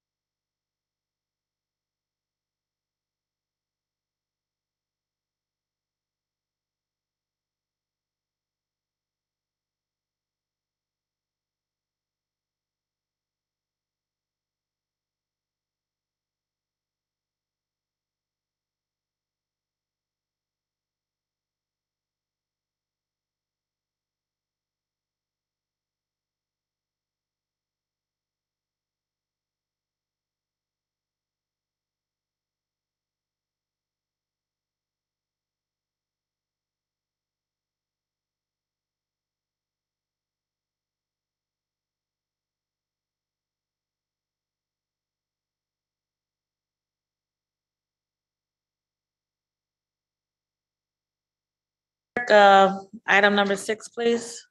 Item number 6 is requesting commission approval of a settlement in the matter of Ladora Watkins v. Robert H. Healy, not to exceed $1 million.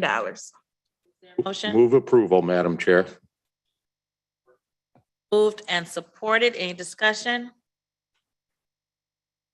Hearing none, please vote. Oh, I'm sorry. Then we gotta wait till the board opens. After the board opens, please vote.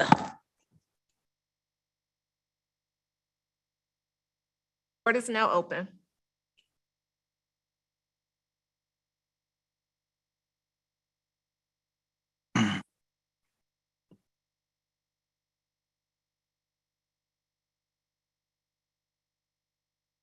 Carries.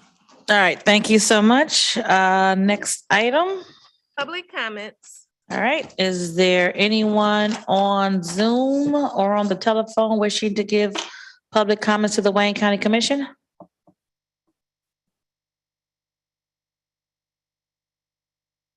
I don't have my computer.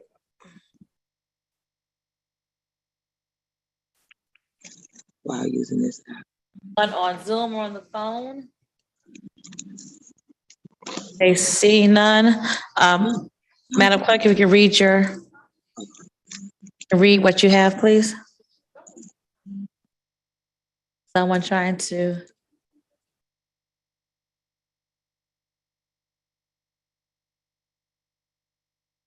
Madam Clerk, Read the public comments. How much time are you allowed? 1 minute. You got me.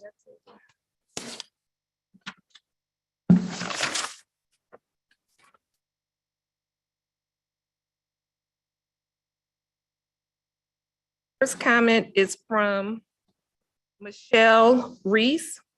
Commissioners, I'm speaking up again to express my disappointment that you did not stand up for liberties of Wayne County residents when masks were mandated. Even though we educated you on their ineffectiveness as a barrier to an airborne virus and communicated the harmful side effects, you were unwilling to hear and stand up for truth.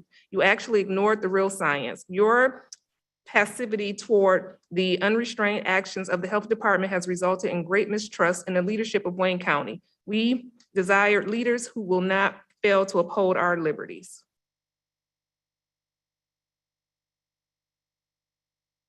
Next comment is from Corporal Robin Hornbuckle, and this is in regards to the CJC. When will Union Wayne County Deputy Sheriff's Association be allowed to go in and tour the whole complex? When will the union know how many members will be needed and what position will be available?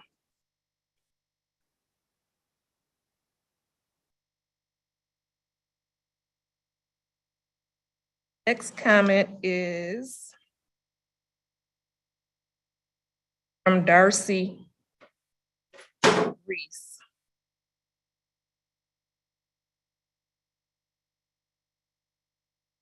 Good morning. What actions will this board take to protect our medical freedom in the future? How can you voice your support of freedoms given to the citizens of Wayne County by God himself?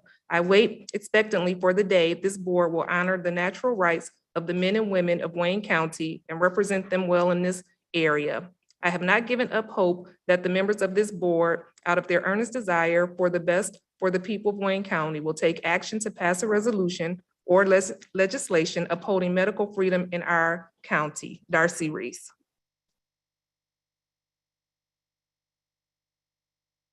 The last comment is from Anthony Lesia. Dear Commissioners, this is a follow-up from my previous message. America's electrical grid is fragile and can easily be taken down by a variety of threats. These threats include cyber attacks, physical sabotage, and electromagnetic pulse, with the latter being the most serious. Many people still don't know about this, but it needs immediate attention. What will you do to address the threat posed to the grid and other infrastructures from an electromagnetic attack? The one from Corporal, could you please send that one to Commissioner Clark Coleman for her committee to discuss? Okay, thank you. And there's no one on the telephone line or no one on Zoom. I don't see any hands, so I'll assume not. I don't see anyone or hear anyone. Next item. Reconsiderations, There are none. remarks by members. Couple things. One, I want us all to wish Commissioner Vice Chair Pro Tem Sam Baydoun a birthday salute. His birthday is March 25th. Happy early birthday, Commissioner. All right, happy birthday. And then I thought I saw former Commissioner Phil Kavanaugh. Okay, well, I can't see that far, but I thought that was his silhouette that I saw back there. So just to have acknowledged that former Phil Kavanaugh was here and he had to leave. Remarks by members? Commissioner Baker McCormick?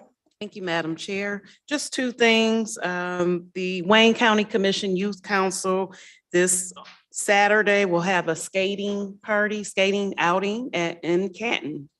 Whose district is that? Melissa, she's not here, right? And so if you're willing to come out and roller skate with us, we'll be there from 6 to 10. Also, they will present their resolution on April 12th at our commission meeting. And the resolution has to do with gun violence in schools and mental health. So just look forward to our youth presentation. Thank you. Thank you. Commissioner Anderson.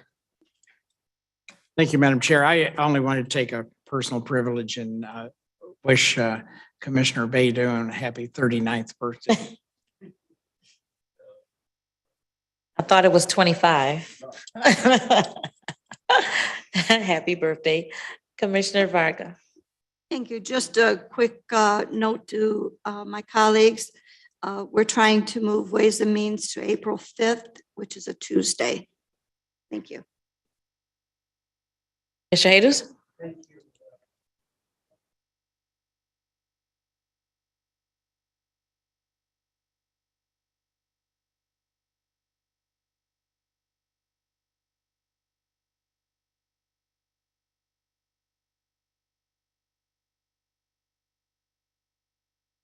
April 5th?